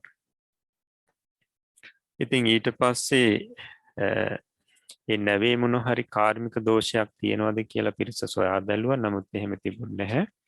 ඊට පස්සේ මිනිස්යන් තීරණය කරා මේ නැවේ පව්කාරයෙක් ඉන්නවා. ඔහු හොයාගන්න ඕනේ. හොයාගෙන අයින් කරන්න ඕනේ කියලා. ඊට පස්සේ තුණ්ඩු දැම්මා. ඉතින් ඒ තුණ්ඩු තුන් පාරම ලැබුණේ නාවිකතුමාගේ භාර්යාව. අන්තිමේටම මිනිස්සු තීරණය කරා මයි මුහුදට දාන්න. මුහුදට දානකොටත් ගෙලේ වැලි කූඩයක් බැඳලායි දැම්මේ. මරණයට පත් වුණා ස්වාමීනි. මෑයට මෙහෙම වෙන්න හේතුව මොකක්ද? අන්න ඒ වෙලාවේදී බුදුරජාණන් වහන්සේ දේශනා කරන මහණෙනි ඒ කාන්තාව තමන් කරගත්තු කර්මයේම විපාක තමයි වින්දනය කරන්නේ. වෙන කෙනෙක් කරපු දෙයකට නෙවෙයි. පැහැදිලි කරනවා මහණෙනි අතීතයේ බරණැස් නුවර එක්තරා ගෘහපතියෙක් හිටියා. ගොවිකම් කරමින් ජීවත් වුණු බොහොම ධාර්මික ගෘහපතියෙක්. ඉතින් මේ ගෘහපතියාගේ භාර්යාව ගෙදර දොර කටයුතු කරමින් යොම් පියුම් කටයුතු කරමින් දර සොයාගෙන ඇවිල්ලා දර පළමින් මේ ගෙදර දොරේ කටයුතු හොඳින් කරමින් ස්වාමියාට සලකමින් ඉන්නවා. ඉතින් මම මේ වැඩ කටයුතු කරනකොට බල්ලෙක් මේ ගෙදරට ඇවිල්ලා මම මේ වැඩ කටයුතු කරන දිහා බලාගෙන ඉන්න හොඳට. මම අසලම ඉන්නවා. ඉතින් කැලේට දර හොයන්න ගියත් ඒ පස්සෙම යනවා. කුඹුරට කෑම අරන් ගියත් ඒ පස්සෙම යනවා. මයත් එක්කමයි ඉන්නේ. ඉතින් මේ දැන් මය කුඹුරට ආදියට යනකොට කැලේට ආදී යනකොට අර බල්ලත් පස්සෙන් යන නිසා මිනිසු විහිළු කරන්න ගත්තා. ඉතින් මය ඒ විහිළු නිසා මට මහත් ලැජ්ජාවක් ඇති වුණා. ඊට පස්සේ බල්ලට පිටිපස්සෙන් එනකොට ගහලා එලවනවා. හැබැයි බල්ලා ටික දුරක් ගිහිල්ලා ආයෙත් පහු වෙනවා. නැවතත් එලවනවා. නමුත් ටික දුරක් ගිහිල්ලා ආයෙත් එනවා. ඉතින් පැහැදිලි කරනවා මහණෙනි මේ මෑගේ ආත්ම භාව 3කට පෙර ස්වාමියා. ඒ සෙනෙහස නිසා තමයි මේ එන්නේ. ඒ සෙනෙහස සිඳ ගන්න බෑ මේ සුනකයට මේ බල්ලට. ඒ නිසා මෑගේ පිටිපස්සෙන් එනවා. මෑට මේක මහා කරදරයක් වුණා. එක දවසක් කුඹුරට කැඳ අරගෙන යනකොට කූඩේට කැඳ ටික දාගෙන ලණුවකුත් හංගගෙන මෑ යනවා. ඒ යනකොට මේ බල්ලත් පිටිපස්සෙන් එනවා. ඉතින් කැඳ ටික දීලා ස්වාමියාට පිස් කූඩේත් අරගෙන අර ලණුවත් අරගෙන එනවා. එනකොට අසල තියෙනවා වැවක්. මම මේ වැව ළඟට ගිහිල්ලා අර කූඩේට වැලි පුරවලා කූඩේ අර ලණුවේ එක කෙලවරක් කූඩේ ගැට ගහලා බල්ලට කතා කරනවා.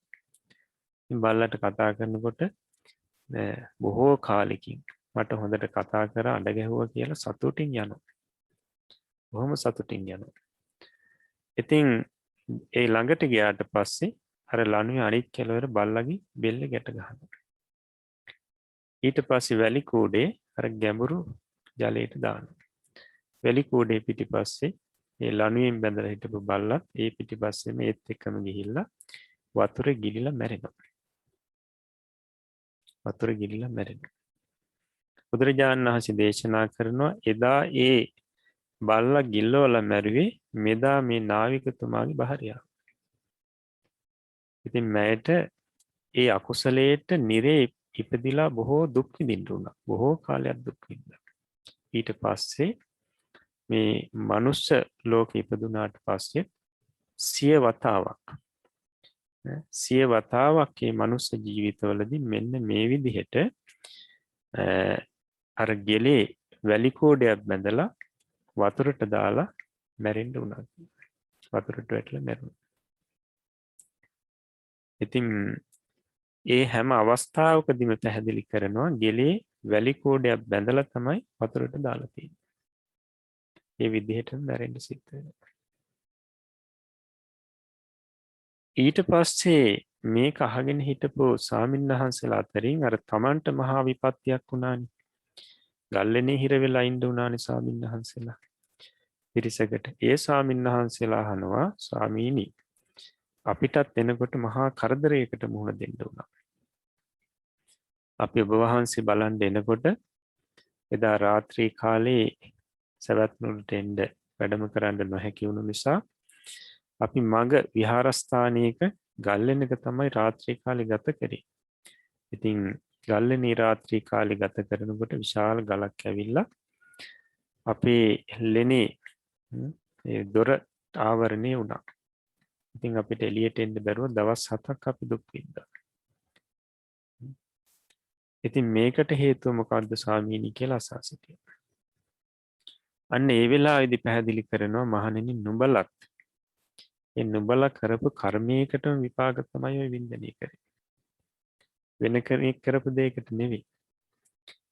පැහැදිලි කරනවා මහණෙනි පෙර මේ බරණැස් නුවරම හිටියා ගොපළු දරුවෝ 7 දෙනෙක්. ඉතින් මේ ගොපළු දරුවෝ 7 දෙනා තමන්ගේ ගවය අරගෙන කැලේට ගිහිල්ලා ගවයන්ට කන්න දීලා නැවත ගමට ගේනවා.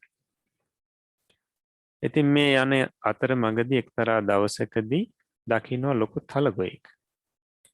ඉතින් මේ ගොපළු දරුවෝ 7 දෙනා මේ තලගොයා පස්සේ පන්නගෙන යනවා. තලගොයා තුඹසකට රිංගනවා. ඊට පස්සේ දැන් අල්ලගන්න විදිහක් නැහැ. අපි හෙට ඇවිල්ලා මේ තලගොයා අල්ලගනිමු කියලා මේ තුඹසේ තිබුණ සිදුරු 7ක්. අර 7 දෙනා කොළ කඩාගෙන කොළ ගුලි 7ක් හදාගෙන අර සිදුරු 7 වැහුවා. සිදුරු 7 වහනවා. දැන් වහලා ගියා පහවදා ඇවිල්ලා තලගොයා අල්ල ගන්න කියලා. නමුත් මේ පිරිසට පහවදා අමතක වුණා. අමතක වෙලා දවස් 7ක් ගියාට පස්සේ තමයි මතක් වෙන්නේ. දවස් 7ක් ගිහිල්ලා මතක් වෙන්නේ. එතකොට පිරිස කලබල වෙලා ඉක්මනට ආවා. ඇවිල්ලා අර තම තමන් හිර කරපු ඒ කොළගුලි ටික අයින් කරනකොට මේ තලගොයා ජීවිත අපේක්ෂාව අතහැරලා එළියට එනවා.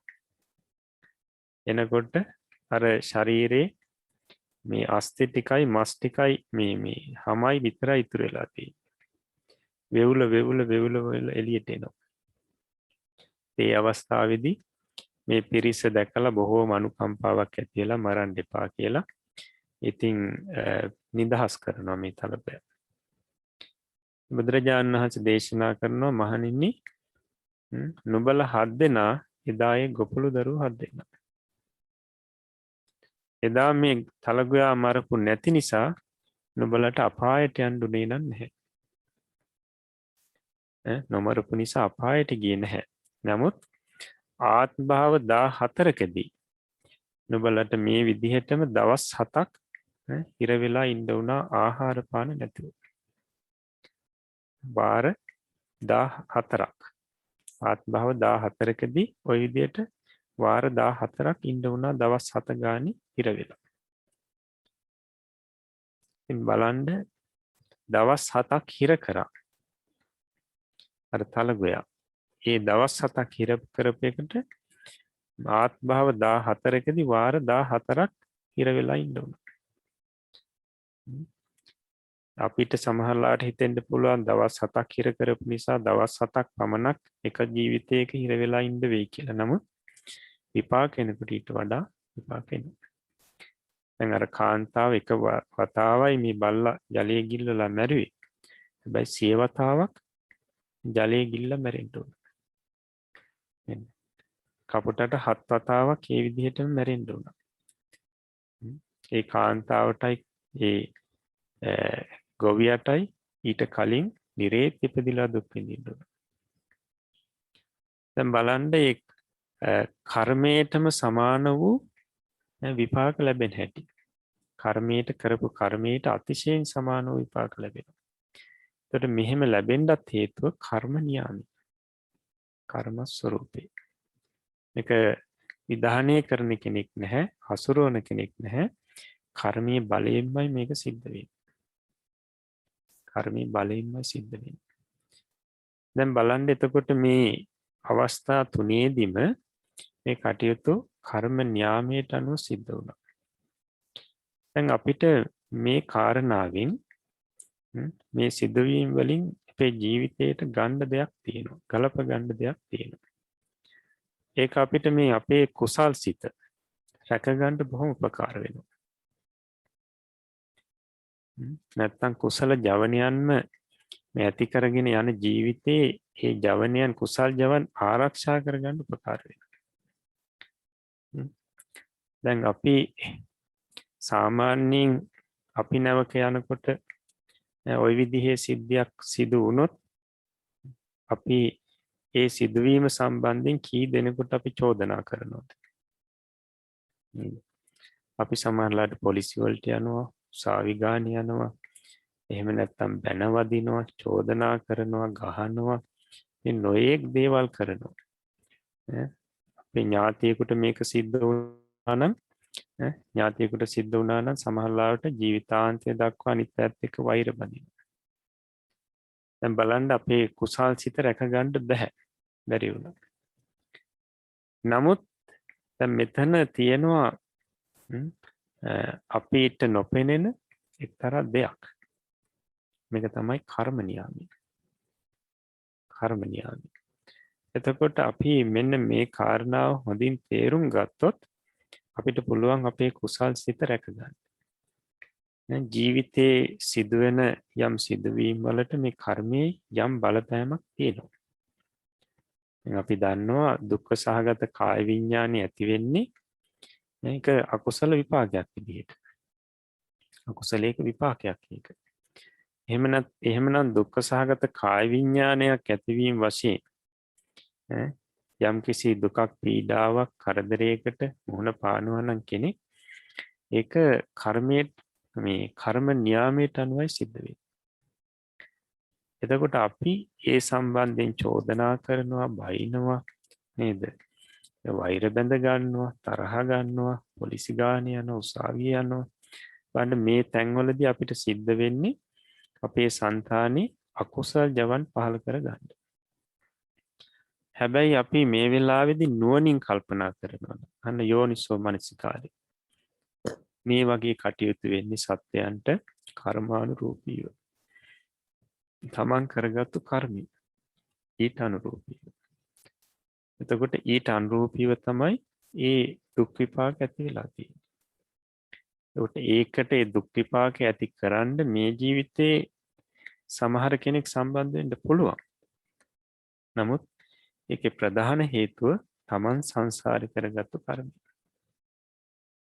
තමන් සංසාරي කරගත්තු කර්මය. ඒකට මෙන්න මේ විදිහට නුවණින් යුතුව තත්ත්ව පරිද්දෙන් කල්පනා කරනවා නම් යෝනිසෝ මනසිකාරී පවත්වනවා නම් අන්න අපිට කුසල් සිත රැක ගන්න පුළුවන්. කුසල් සිත රැක ගන්න පුළුවන්.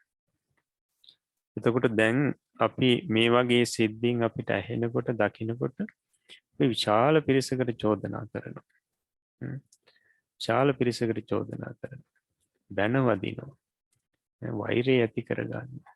ඉතින් අපේ సంతානේ අකුසල් සිතුවිලි සමුදායක් ඇති කරගන්න. එතකොට ඒ විතරකොත් මදි අපි මේ අපේ රටේ සිදුවෙන දේට අමතරව මේ ලෝකෙ සිදුවෙන දේවලුත් හොයනවා. මේ විදිහ අසාධාරණකම් හොයා යනවා. ඊළඟ පිරිසට බයිනවා. ඊට පස්සේ දොස් කියනවා, තරහ ගන්නවා. එතකොට මේ විදිහ අපි මේ කටයුතු සිද්ධ කරමින් අපේ මේ సంతානේ අකුසල් ජවන් අපි ඇති කරගන්නවා. කුසල් ජවන් ඇති කරගන්න. කුසල සිත රැකගන්නේ නැහැ. ඉතින් යම් අසාධාරණ කටයුතු හොයා අපි පස්සේ යනවා. ගිහිල්ලා තරහ ගන්න. එතකොට බලන්න අතීතයේ කර්මානුරූපීව සත්‍යයන්ට මේ වගේ දේවල් වුණා. වර්තමානෙත් වෙනවා. දැන් අද අකුසල් කරන පිරිසට අනාගතයේත් මේ විපාක ලැබෙනවා. එතකොට අපි ඒ විපාක ලැබෙනකොට අසාධාරණ කම් වලට පිසිට ගොදුරු වෙනකොට දුකටපත් වෙනකොට අපි අනිත් අයට බැනවදින්න චෝදනා කරන්න පොලිසි ගානේ උසාවි ගානේ යන්න මේවා යනකොට මොකද වෙන්නේ? අපි අන්න අර යථා ස්වરૂපයේ තේරුම් නොගෙන අපේ කුසල් සිත අපි විනාශ කරගන්නවා. එතකොට ඒ නුවණින් මෙනෙහි කිරීම යෝනිසෝ මනසිකාරය අපිට මේ හැමතැනම අවශ්‍ය වෙනවා. ධර්ම ස්වરૂපයෙන් දැනගන්න ඕනි, දැක ගන්න ඕනි. දැන් මේ කටයුතු වලදීම දැන් අපිට අර ස්වාමින්වහන්සේලාගේ සිද්ධිය දැන් ස්වාමින්වහන්සේලා කෙරෙහි අපේ ගරුත්වය තියෙනවා. එතකොට අපි ඒ ස්ථානයේ දායක පිරිසක් නම් එදා දායක පිරිසක් නම් අපි මොකද කරන්නේ? ඒ ගල්ලෙන හදපු බාසුන් හැටත් බයින. බාසුන් හැටත් දොස් කියනවා. ඊට පස්සේ ලෙන දුන්නු උපාසක මහත්තයෙක් එදා ලෙන දුන්නා නම් ස්වාමින්වහන්සේලාට ඒ උපාසක මහත්මයාට දොස් කියන අය ඒ ලෙනම දුන්නේ. ඊට පස්සේ සමහරලාට ඒ හිටපු ස්වාමින්වහන්සේලාට මේ සෙනසුනේ හිටපු ස්වාමින්වහන්සේලාටත් දොස් කියනවා. ඉතින් ඊට පස්සේ මෙතන හරියට සකස් කරලා නැහැ මේක බලලා නැහැ හරියට කියලා ඒ භූමිය සකස් කරපු පිරිසටත් බයි. මේ විදිහට කොච්චර අකුසල් සිද්ධ කරගන්නවද? නමුත් එතන යථා ස්වરૂපේ අපි තේරුම් ගත්තා නම් ඒ වෙලාවේ යෝනිසෝ මනසිකාරය පැවැත්වුවා නම් අන්න කුසල් සිත රැක ගන්න පුළුවන්. ජීවිතේ මේ විදිහට මොනතරම් දේවල් අපි දකින්නවද අහනවද? මේ අවස්ථාවවලදී මේ යෝනිසෝ මනසිකාරය පවත්වා ගන්න පුළුවන් නම් අපේ කුසල් සිත රැක ගන්න පුළුවන්. එතකොට මේ කාරණාව හොඳින් අපි හිතට ගන්න ඕනේ. හොඳින් හිතට ගන්න ඕනේ මොකද අපි ටික කාලයක් ජීවත් වෙන්නේ නේද? ඒ කාලය තුළදී අපිට නොයෙක් දේවල් අහන්න දකින්න ලැබෙනවා. ඒ සම්බන්ධයෙන් අපි නුවණින් යුතුව කටයුතු නොකරොත් අපේ సంతානි මහා අකුසල් චිත්ත සමුදායක්, චිත්ත වීති සමුදායක් පහළ වෙන්න ගන්නවා.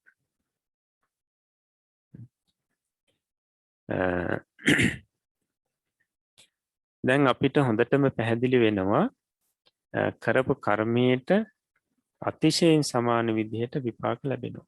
ඒක කර්ම නියාමයි. එතකොට අකුසල් කර්මයක් කරනකොට ඒ අකුසල් කර්මයේ කරේ සමහරලාවට එක ජීවිතයක වුණත් ජීවිතාත්ම භව ගණනාවකදී විපාක ලැබෙනවා. වාර ගණනාවක් විපාක ලැබෙනවා. මේ විදිහටම තමයි කුසලයක්. කුසලයක් සිද්ධ කරනකොටත් විපාක ලැබෙන්නේ ඔය ක්‍රමයටම තමයි. ඒකට කුසලයට අතිශයින් සමාන විදිහට විපාක ලැබෙනවා. ඒකට පිරිසට මතක ඇති අර ගංගාරෝහණ පූජාව. විශාලා මහනුවර දුර්භීක්ෂයක් ඇති වුණා. ඊට පස්සේ මිනිස්යන්ට රෝගාබාධ හැදුණා. ඊට පස්සේ අමනුෂ්‍යය ඇතුළු වුණා. එතකොට රෝග අමනුෂ්‍ය දුර්භීක්ෂ කියන මේ ත්‍රිවිධ බියක්ම ඇති වුණා. ඊට පස්සේ විශාලා මහනුවර රාජ්‍ය පාලනය කරපු ලිච්ඡවි රජදරුවෝ තීරණය කරා බුදුරජාණන් වහන්සේ වඩම්ම ගන්නට ඕනි අපේ මේ විශාලා මහනුවරට. ඉතින් ඊට පස්සේ බුදුරජාණන් වහන්සේට ආරාධනා කරා. උන්වහන්සේ කාලෙ වෙනකොට වැඩ හිටියේ රජගහනුවර බිම්බිසාර මහරජතුමාගේ රාජධානියේ. ඉතින් ඊට පස්සේ බිම්බිසාර මහරජතුමා බුදුරජාණන් වහන්සේ ළඟට ඇවිල්ලා අසා සිටියා ස්වාමීනි ඔබ වහන්සේ මේ විශාලා මහනුවරට වැඩම කිරීමට තීරණය කරා. ඒ වෙලාවේ කියා සිටියා ඔව් මහරජතුමනි මම වැඩම කරනවා. කියා සිටියා ස්වාමීනි මම මාර්ගය සකස් කරනවා. එතෙක් ඔබ වහන්සේ නවතින්න. මාර්ගය සකස් කරනකම්. රජගහ නුවර ඉඳලා ගංගා නම් නදියට තියෙනවා යොදුන් 5ක්. ගංගා නම් නදියෙන් එහා පැත්තේ තමයි විශාලා මහනුවර. නදියේ යොදුනක් පළලයි. එතනින් එහාට යොදුන් 3ක් ගියාට පස්සේ නදියෙන් එගොඩ යොදුන් 3ක් ගියාට පස්සේ තමයි විශාලා මහනුවර. ඉතින් බිම්බිසාර රජතුමා ගංගා නම් නදිය දක්වා තිබුණු ඒ යොදුන් 5ක දුර මාර්ගයේ තිබුණු සියලුම වල් ඉවත් කරවලා, කටු ඉවත් කරවලා, උල් ආදී ඉවත් කරවලා සම්පූර්ණම පොළව සම කරා, මාර්ගය සම කරා. ඊට පස්සේ යොදුන් 5ක් මාර්ගයේ සුදුවැලි අතුරනවා. සුදුවැලි අතුරනවා. ඊට පස්සේ මේ මාර්ගයේ යොදුනක් පාසා විහාර ඉදි කරවනවා. වැඩ ඉන්න. විහාර ඉදි කරවනවා යොදුනක් මාර්ගයේ. ඊට පස්සේ මාර්ගයේ දෙපස කොඩිවැල් නංවනවා. කොඩිවැල් නංවනවා. ඊට පස්සේ බුදුරජාණන් වහන්සේ වෙනුවෙන් ඡත්‍රයක් සකස් කරගන්නවා.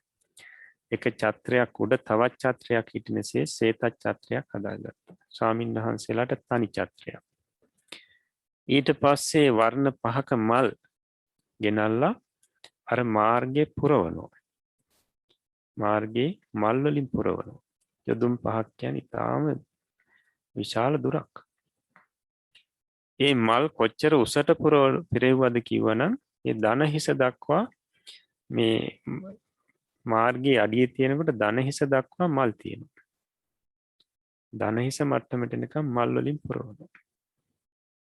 ඒ පුරවලා තමයි ආරාධනා කරේ ස්වාමීනි දැන් සුදුසුයි දැන් වැඩම කරන්න.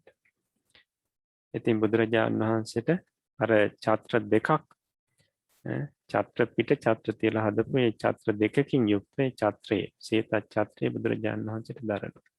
ස්වාමීන් වහන්සේලාට එක ඡත්‍රයයි. ස්වාමීන් වහන්සේලා 500 නමක් මේකට එකතු වෙනවා. ඉතින් පාර දෙපස කොඩිවැල් නංවලා මේ මිනිසුන්ට පේන ප්‍රමාණි. නමුත් පැහැදිලි කරනවා අකනිටා බ්‍රහ්ම ලෝකයට දක්වා එදා ඒ දක්වාම කොඩිවැල් නංවලා තිබ්බා කියලා. දෙවියෝ බ්‍රහ්මයෝ කියලා. ඒ වගේම බුදුරජාණන් වහන්සේගේ හිසට ඉහළින් ඡත්‍ර පිට ඡත්‍ර නංවලා තිබ්බා කියන අකනිටා බ්‍රහ්ම ලෝකේ දක්වා. එතන මහත් පූජාවක්, පූජා සත්කාරයක් ලැබෙනවා. බුදුරජාණන් වහන්සේ දවසකට යොදුනක් වැඩම කරලා අර හදපු විහාරයේ වැඩ ඉඳලා ඊට පස්සේ පහවදා නැවත යොදුනක් වැඩම කරනවා. යොදුන් 5ක් මානේ පොළොවට අතුරන්න මොනතරම් මල් ප්‍රමාණයක් අවශ්‍ය වෙන්න ඇතිද? ඒකත් එක වර්ණයක මල් නෙවෙයි වර්ණ 5ක මල්. ඉතින් මේ විදිහට වැඩම කරවලා ගංගා නම් නදියේ එගොඩ වෙන්න උන්වහන්සේට නැව් දෙකක් එකතු කරලා බැඳලා එකට සවි කරලා ඊට පස්සේ සත් රතනින් මණ්ඩපයක් හදලා ස්වාමීන් වහන්සේලාටත් මණ්ඩප හදලා මේ නැවේ තමයි වැඩම කරවන්නේ. ඊට පස්සේ උන්වහන්සේ වඩිනකොට මේ ගංගා නම් නදියේ මේ පංචවර්ණ මල් වලින් පිරෙනවා කියනවා. පංචවර්ණ මල් වලින් මේ නදිය පිරෙනවා. ඉතින් ඊට පස්සේ විශාලා මහනුවරට නැවෙන් උන්වහන්සේ දකුණු ශ්‍රී පාදයේ විශාලා මහනුවරට තබනවත් එක්කම පොකුරු වර්ෂාවක් වැටෙනවා. පොකුරු වර්ෂාවක් කියලා කියන්නේ මේ වැස්සට තෙමෙන්න කැමැති පිරිස තෙමෙනවා, අකමැති පිරිස නොතෙමෙනවා. ඉතින් තෙමිලා මේ වැස්ස වර්ෂාව ඇති වෙලා විශාලා මහනුවර තිබුණු සියලුම මල කඳන් ගංගා නදියට පාවෙලා යනවා. උන්වහන්සේට විශාලා මහනුවරට වැඩම කරන්නට භූමිය පිරිසුදු වෙනවා. ඉතින් යොදුන් 3ක් මාර්ගයේ ලිච්ඡවි රජදරුවෝ අර බිම්බිසාර මහරජතුමා කරපු පූජාවට වඩා දෙගුණයක පූජාවක් සිද්ධ කරනවා. ඡත්‍ර 4ක් එකට තියලා බුදුරජාණන් වහන්සේට සේත ඡත්‍රය දරනවා. ස්වාමීන් වහන්සේලාට ඡත්‍ර දෙකක්. මේ විදිහට පාර දෙපස කොඩිවැල් නංවලා යොදුන් 3ක් යනවා. ඉතින් මල් අතුරලා ඒ මාර්ගය අර තිබුණු කටු ඊට පස්සේ උල් ඒ තනකොළ ආදී ඔක්කොම අයින් කරලා සමතලා කරලා සුදු වැලි අතුරලා ඉතින් මේ සියල්ල මල් අතුරලා සියල්ලක්ම සකස් කරලා තිබුණේ. ඉතින් බුදුරජාණන් වහන්සේ දා විශාලා මහනුවරට වැඩම කරලා ඉතින් ටික දවසක් වැඩ ඉඳලා ඉතින් විශාලා මහනුවරට නැවතත් අර ප්‍රකෘති තත්ත්වයේ ඇති කරවලා උන්වහන්සේ වැඩම කරනවා. ඉතින් රජගහනුවරට වැඩම කරාට පස්සේ ස්වාමීන් වහන්සේලා අතර කතාවක් ඇති වෙනවා. බුදුරජාණන් වහන්සේගේ ආනුභාවය බලන්න. මොන තරම් පූජා සත්කාර ලැබුණද? මොන තරම් පූජා සත්කාර ලැබුණද උන්වහන්සේට?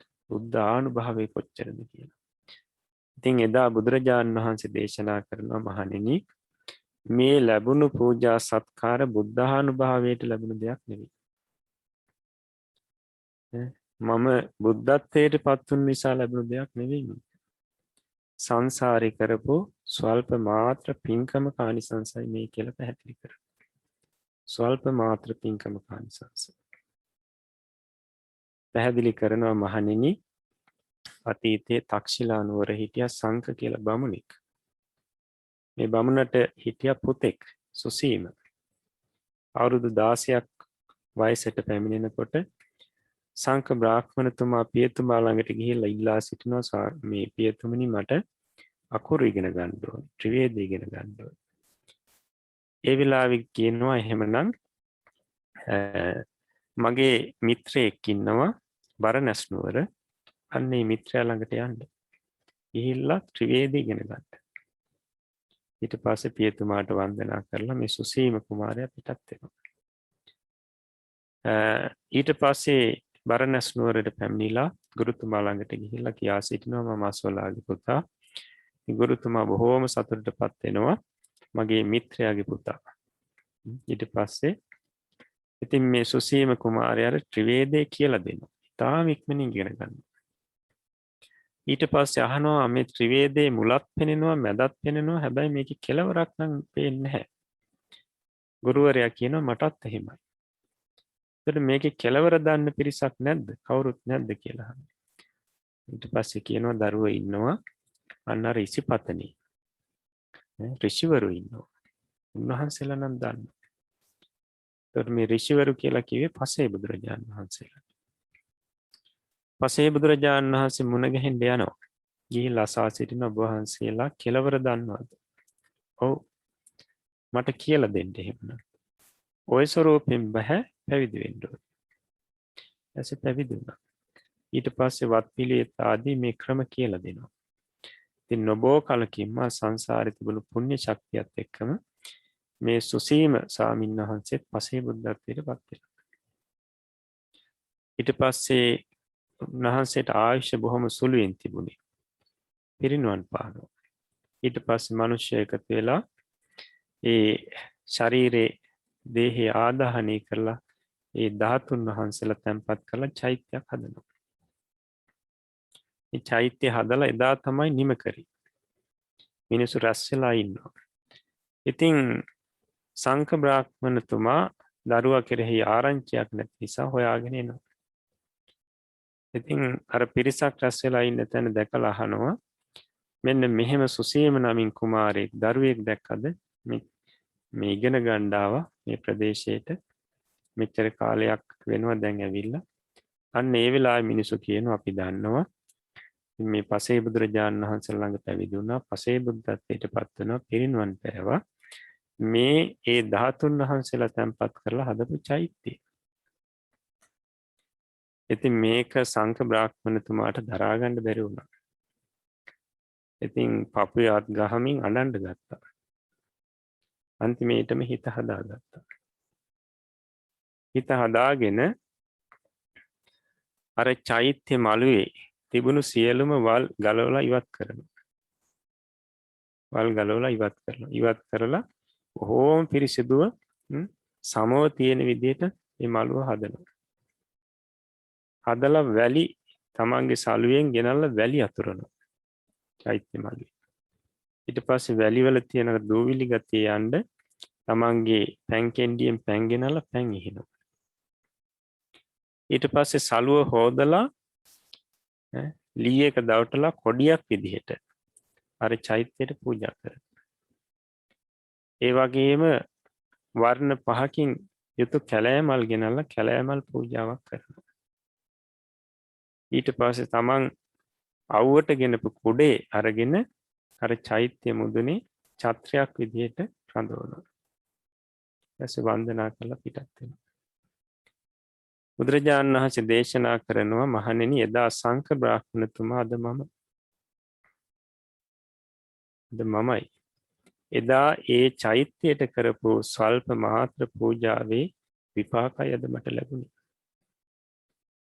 එදා මම චෛත්‍ය මළුවේ වල් ගලවලා සුද්ධ කරා. සමතලා කරා. ඒ නිසා අද යදුන් 8ක මාර්ගයේ සියලුම වල් ඉවත් කරලා කටු ඉවත් කරලා සම කරා. ඒ විපාකේ. එදා මම සුළු ප්‍රදේශයක් තමයි සුද්ධ කරේ. නමුත් අද ඒ විපාකයේ විදියට යදුන් 8ක් මාර්ගයේ මේ සුද්ධ වුණා.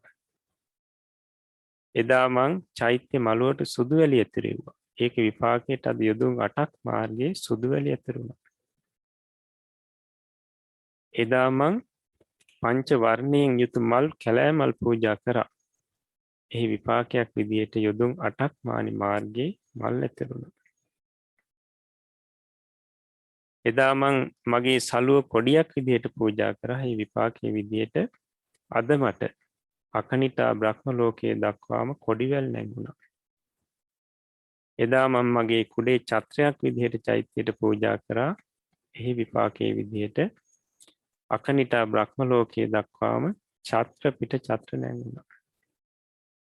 එදා මං පැන් කෙන්ඩියෙන් පැන් අරගෙන ඇවිත් මළුවේට ඉස්සා දෝවිලි ඉවත් කරා. එහි විපාකයේ විදියටයි විශාලා මහනුවරට මම මගේ ශ්‍රී පාදයේ තබනකොටම පොකුරු වර්ෂාවක් වැටුණා. මේ බුද්ධාශ්චර්යයට සිද්ධ වුණු දෙයක් නෙවෙයි. අතීතයේදා මම කරපු සුළු පින්කමේ විපාකයි මේ ලැබුණේ. මේ විදිහට පැහැදිලි කරනවා. බලන්න පින්නතුනි එතකොට තමන්ට තේරෙනවා මේ කුසල්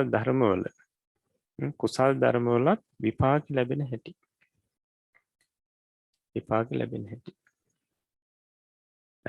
සුළුයෙන් කරේ නමුත් මොනතරම් විපාක ලැබෙනවා. දැන් මේ බුදු වෙන ආත්ම භාවයේදී ලැබුණු විපාක විතරයි මේ පැහැදිලි කරන්නේ. නමුත් ඊට පෙර සංසාරේ මීට කොච්චර විපාක ලැබෙන්න ඇතිද?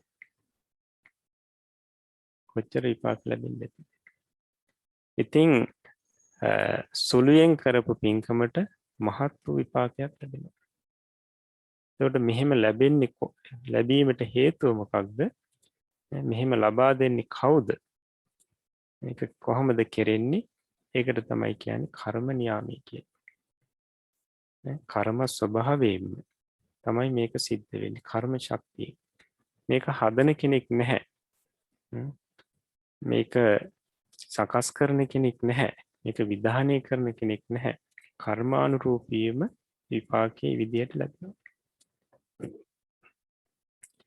දැන් සමහර වෙලාවට එදා සමහරු මේ පූජාව දැකලා අශ්‍රද්ධාව ඇති කරගත්තු පිරිසක් ඉන්න ඇති. නේද?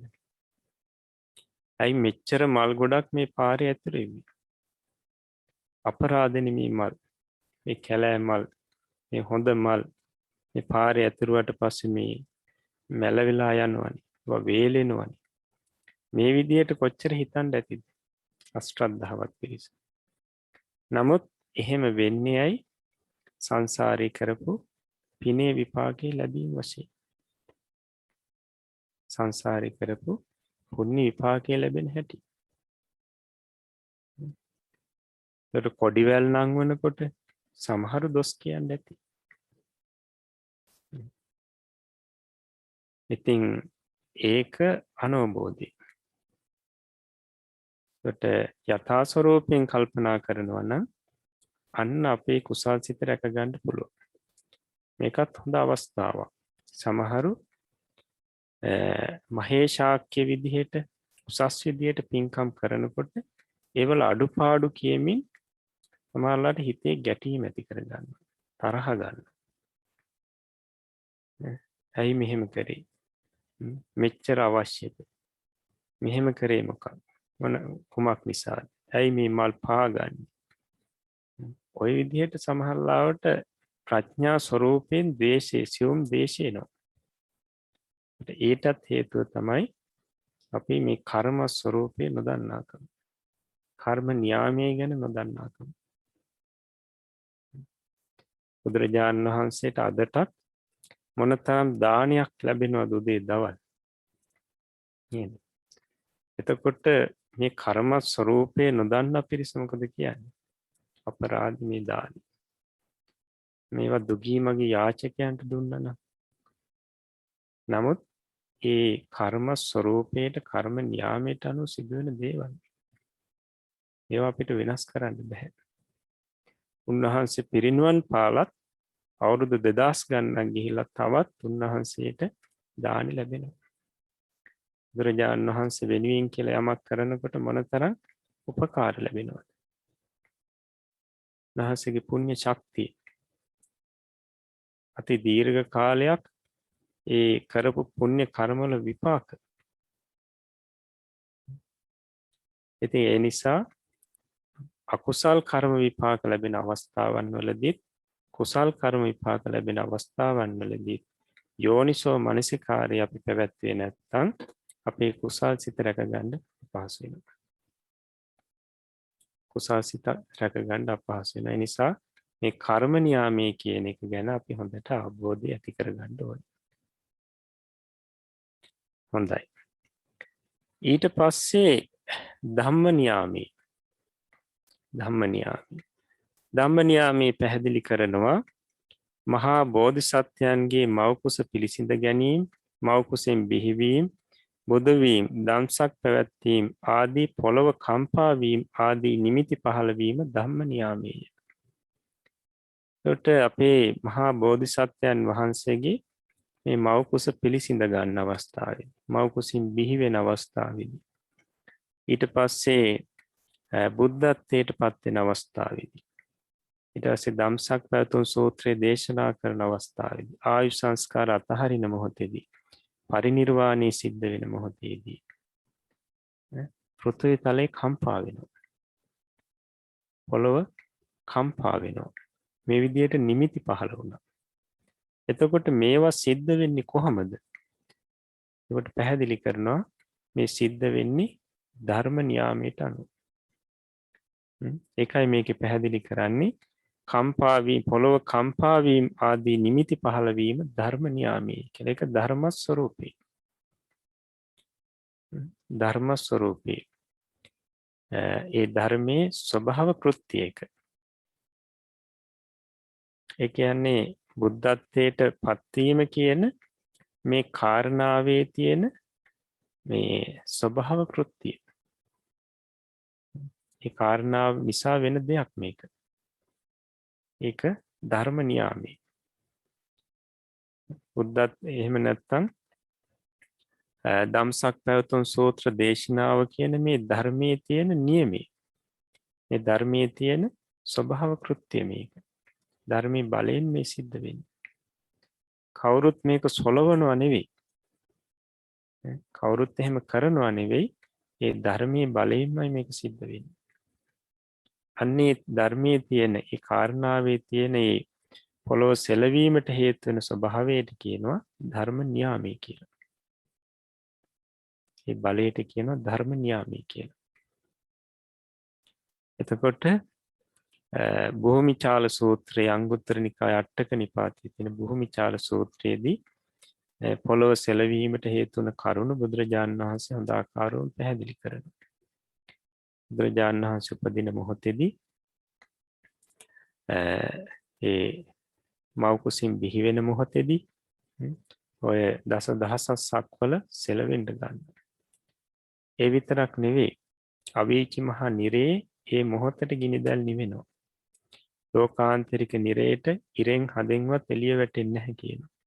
නමුත් ඒ බුදු උපත සිදු වෙන මොහොතට එළියක් වැටෙනවා කියනවා. ආලෝකමත් වෙනවා. ඒ විතරක් නෙවෙයි ඒ උපදින මොහොතට උප්පත්තියෙන් මැස් නොපෙනුණු පිරිසට ඒ මොහොතට ඇස් පේනවා කියනවා. උප්පත්තියම කන් නොහැසුණු පිරිසට ඒ මොහොතට පමණක් කන් ඇහෙනවා කියනවා. උප්පත්තියම අංග විකල වුණු අයට ඒ මොහොතට අර අංග විකල බව නැති වෙනවා කියනවා. උප්පත්තියම මෝඩ පිරිසට ඒ වෙලාවට ඒ මොහොතට නුවණ ඇති වෙනවා කියනවා. වෛරක්කාරයන්ගේ වෛරයේ මොහොතට සංසිඳනවා කියනවා. මේ මොහොතට සංසිඳනවා. ඒ උපදින මොහොතට මේ ජලය ගලා යන්නේ නැහැ කියනවා. ජලය එක තැන නවතිනවා. සුළං හමන් නැතුව එක තැන නවතිනවා කියනවා. කුරුල්ලන්ට ගස්වල ඉන්න බැරුව පහළට බහිනවලු මේ මොහොතට. මේ විදිහට පුදුමාකාර ආශ්චර්ය දේවල් බුදු උපතත් සමග සිදු වෙනවා කියලා පැහැදිලි කරනවා මේ මොහොතට. ඒ වගේම රැහන් වල බැඳලා හිටපු අයගේ රැහන් ඉබේම ලිහෙනවලු මේ මොහොතට. යකඩ දන්වැල් වලින් බැඳලා හිටපු පිරිසේ දන්වැල් මේ මොහොතට ලිහිනවා කියනවා. ඉතින් මේ විදිහේ මේ නිමිති පහළ වීම සිද්ධ වෙන්නේ ධර්ම නියාමයට අනුව. ඒ බුදු උපත කියන ධර්මයේ ධර්ම ස්වરૂපේ. ඒක කවුරුත් කරනව නෙවෙයි. ඒ බලයෙන් තමයි බුදු උපතේ බලයෙන් තමයි මේක වෙන්නේ. හොඳයි. එතකොට මේ පැහැදිලි කරේ ධම්ම නියාමී. ඊළඟට රූපාදී ආරම්මණයන් චක්ෂුරාදී ප්‍රසාදයන්හි ගැටුණු කල්හි කිසිවෙකුගේ සංවිධානයක් නැතුව ක්‍රමානුකූලව සිත් පරම්පරාව ඇතිවීම චිත්ත නියාමයේ. චිත්ත නියාමයේ පැහැදිලි කරන්නේ රූපාදී ආරම්මණයන් චක්ෂුරාදී ප්‍රසාදයන්හි ගැටුණු කල්හි කිසිවෙකුගේ සංවිධානයක් නැතුව ක්‍රමානුකූලව සිත් පහළ වීම කියනවා චිත්ත නියාමයේ කියලා. චිත්ත නියාම. චිත්ත ස්වરૂපයට අනුව, චිත්ත ස්වභාවයට අනුවයි ඒක වෙන්නේ. සිතේ බලයෙන් ඒක වෙන්නේ. මුලින්ම පැහැදිලි කරා පූර්ව සිත්වල බලයෙන් තමයි පසුපසු සිත් ඇති වෙන්නේ. ඒ පූර්ව සිත්වල පසුපසු සිත් ඇති කරවීමේ බලයට, ඒ ස්වરૂපයට කියනවා චිත්ත නියාමී කියලා. චිත්ත නියාමී. ඒතර පූර්ව සිත්වල තියෙන තමන්ගේ ස්වභාව කෘත්‍යය, තමාට අනුරූපීව සිතක් පසුව පහළ කරවීම. ඉතින් මෙන්න මේ ස්වභාව කෘත්‍යයට කියනවා චිත්ත නියාමී කියලා. එතකොට සිත් පහළ වීමත් කාගේවත් මෙහෙවීමකින් හෝ විධානයකින්වත් නෙවෙයි වෙන්නේ, ඒ චිත්ත නියාමයට අනුව. චිත්ත නියාමයට අනුව. හොඳයි. එතකොට විශේෂයෙන්ම මේ චිත්ත නියාමයේ මේ සිත් පිළිවෙලට පහළ වෙන්නේ කොහොමද, කුමක් නිසාද කියන එක පැහැදිලි කරන්නටයි මේ න්‍යාම ධර්ම පහ ඒ මහා කාශ්‍යපාදී මහරහතන් වහන්සේලා විසින් ඉදිරිපත් කරලා තියෙනවා. හොඳයි. කියන ලද කරුණු පස කාගේවත් සංවිධානයක් නැතුව න්‍යාම ධර්ම අනුව සිදුවේ. මුලින් කියපේ කරුණු පහම කිසිම කෙනෙකුගේ සංවිධානයක් නැතුව, බලපෑමක් නැතුව, විධානයක් නැතුව න්‍යාම ධර්ම වලට අනුවයි සිද්ධ වෙන්නේ. න්‍යාම ධර්ම වලට අනුවයි සිද්ධ වෙන්නේ. එතකොට ඊට පස්සේ පැහැදිලි කරනවා මේ චිත්ත වීති ඉගෙනීම අමාරු වැඩක් කියලා රටේ සම්මුතියක් පවතිනවා. ඉතින් ඒක අමාරු වෙන්නේ එක චිත්ත වීතියක් ඉගෙන ගැනීම පමණයි කියලා රේරුකාණි ස්වාමීන් වහන්සේ පැහැදිලි කරනවා. ඉතින් එක චිත්ත වීතියක් සම්බන්ධයෙන් දැනුම හොඳින් ඇති කරගත්තොත්, ඒ ප්‍රශ්න निराකරණය කරගත්තොත් ඊට පස්සේ ඉදිරියට යන්න අපහසුයක් වෙන්නේ නැහැ. අපහසුව තියෙන්නේ එකක් ඉගෙන ගන්නයි. එකක් හරියට ඉගෙන ගත්තොත් ඊට පස්සේ අනිත් ටික ඉතාම පහසුවෙන් ඉගෙන ගන්න පුළුවන්. ඒ නිසා තමයි අපි මේ පළමු චිත්ත වීතිය පැහැදිලි කරන්න මෙච්චර දවස් ගාණක් අපි ගත්තේ. අපි ඉක්මන් නොවි, හදිසි නොවි ඉතින් වාර ගණනාවකදී මේක පැහැදිලි කරලා දුන්නේ මේ එක චිත්ත වීතියක් හරියට තේරුම් ගත්තොත් ඊළඟ චිත්ත වීති පහසුවෙන්ම තේරුම් ගන්න පුළුවන්. හොඳයි. එහෙමනම් අපිට ඊළඟට තියෙන්නේ මහන්තාරම්මන චිත්ත වීති දෙක. අපි ඒක ඊළඟ දවසේදී පැහැදිලි කරගමු. එහෙමනම් අදට අපි මේ පාඩමට අදාළ ප්‍රශ්න කිහිපයක් තියෙනවා. අපි ඒකත් බලමු. පළවෙනි එක චක්ෂුද්්වාරික අතිමහන්තාරම්මන වීතියෙහි පංචද්වාරා වජ්ජනාදී සිත් එම පිළිවෙල නොයික්මව ඇතිවන්නේ කෙසේද? දෙක න්‍යාම ධර්ම පස ලියා ඒවා පැහැදිලි කරන්න. හොඳයි ඔය ප්‍රශ්න දෙකටත් පිළිතුරු ලියන්න. අපි ඊළඟට බලමු පාලි පාඩම.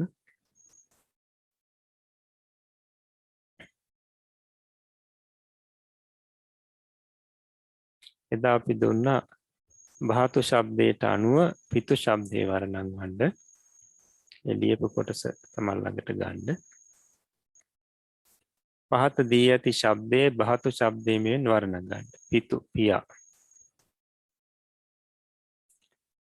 බලන්න පිතා පිතරෝ පිතරම් පිතරේ පිතරෝ පිතරා පිතරේභි පිතරේහි පිතු පිතුනෝ පිතුස්ස පිතරානම් පිතානම් පිතූනම් පිතරා පිතරේභි පිතරේහි පිතු පිතුනෝ පිතුස්ස පිතරානම් පිතානම් පිතූනම් පිතරි පිතරේසු පිතුසු පිතරා පිතරේභි පිතරේහි පිත පිතා පිතරෝ. හොඳයි. ඊට පස්සේ අපි පාලි වාක්‍ය දුන්න සිංහලයට නගන්න. සුවේ මයං අම්හාකන් නේතාරේහි සහ විහාරං ගන්වා සත්තහරං වන්දිස්සාම. සුවේ හෙට මයං අපි අම්හාකන් නේතාරේහි සහ අපගේ නායකයන් සමග විහාරං ගන්වා විහාරයට ගොස් සත්තහරං වන්දිස්සාම ශාස්තෘන් වහන්සේ වන්දනා කරන්නෙමු. දෙක මයිහම් බහතරෝ තේසම් මිත්තේහි සහ වනංගන්තා පක්කිහි මාරිස්සන්ති. මයිහම් බහතරෝ මගේ සහෝදරවරු තේසම් මිත්තේහි සහ ඔවුන්ගේ මිතුරන් සමග වනංගන්තා වනයට ගොස් පක්කිහි පක්ෂීන් මාරිස්සන්ති මරන්නාහ. තුන බුද්ධෝ භගවා අම්හාකන් නේතා භවති සත්තහච භවති. බුද්ධෝ භගවා භාග්‍යවත් බුදුරජාණන් වහන්සේ අම්හාකං අපගේ නේතා භවති නායකයන් වහන්සේ වෙයි.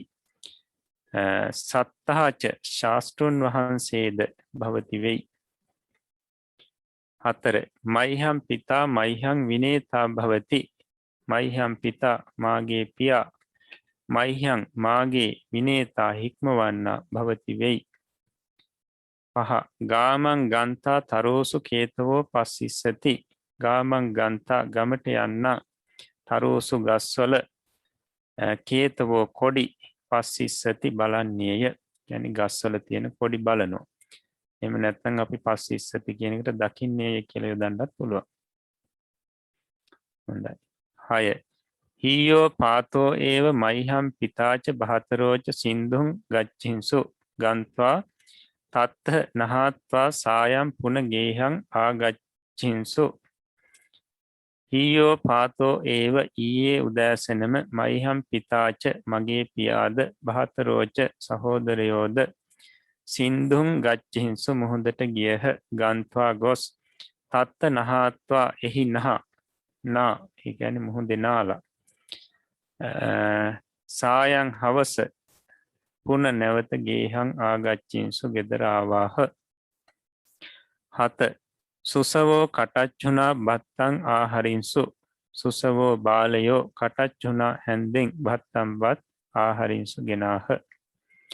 භත්තන් දාතා මයිහංච මයිහම් බහතරානංච මිත්තානංච භත්තං අදාසි. භත්තන් දාතා බත් දෙන්න මයිහංච මටද මයිහම් බහතරානංච මගේ සහෝදරයන්ටද මිත්තානංච මිතුරන්ටද භත්තං අදාසි බත් දුන්නේය. පස්සේ අම්හාකම් පිතා නමි අම්හාකම් පිතා මයිහම් මාතුයා උත්තමෝ භත්තා භවති. අම්හාකම් පිතා අපගේ පියා මයිහම් මාතුයා මාගේ මවට උත්තමෝ භත්තා උතුම් ස්වාමි පුරුෂයෙක් භවති වෙයි. 10. ධම්මං සෝතාරෝ සදා සංසාරං ජේතාරෝ භවිස්සanti. ධම්මං සෝතාරෝ ධර්මී අසන්නෝ සදා හැම කල්හි සංසාරං සසර ජේතාරෝ දිනන්නෝ භවිස්සanti වන්නාහ. 11. ධම්මං වත්තාරෝ අඤ්ඤේසං අමතං දාතාරෝ භවිස්සanti ඉති බුද්ධෝ භගවා අභාසි. ධම්මං වත්තාරෝ ධර්මී කියන්නෝ අඤ්ඤේසං අන්‍යයන්ට අමතං දාතාරෝ භවිස්සanti නිවන දෙන්නෝ වන්නාහ යයි ඉති යයි බුද්ධෝ භගවා භාග්‍යවත් බුදුරජාණන් වහන්සේ අභාසි වදාළසේක. 12. ධම්මං සෝතාරෝ භික්ඛූණං සන්තිකං ආගච්ඡිසanti. ධම්මං සෝතාරෝ ධර්මී අසන්නෝ භික්ඛූණං සන්තිකං භික්ෂූන් සමීපේට කොට ආගච්ඡිසanti එන්නාහ. භික්ෂූන් සමීපේට වගේ කියන අවස්ථාවේදී අපි යොදන්නේ භික්ඛූණං සන්තිකං කියලා. එතකොට මිනිසුන් සමීපේට මනුස්සානං සන්තිකං ඔය විදිහට යොදන්නේ එක මතකයේ තියාගන්න. ඊට පස්සේ 13 සේතුං කත්තා ගාමම්හා වේලවෝ ආහරි. සේතුං කත්තා ඒ දණ්ඩ හදන්නා ගාමම්හා ගමින් වේලවෝ උණගස් ආහරි ගෙනාවේය.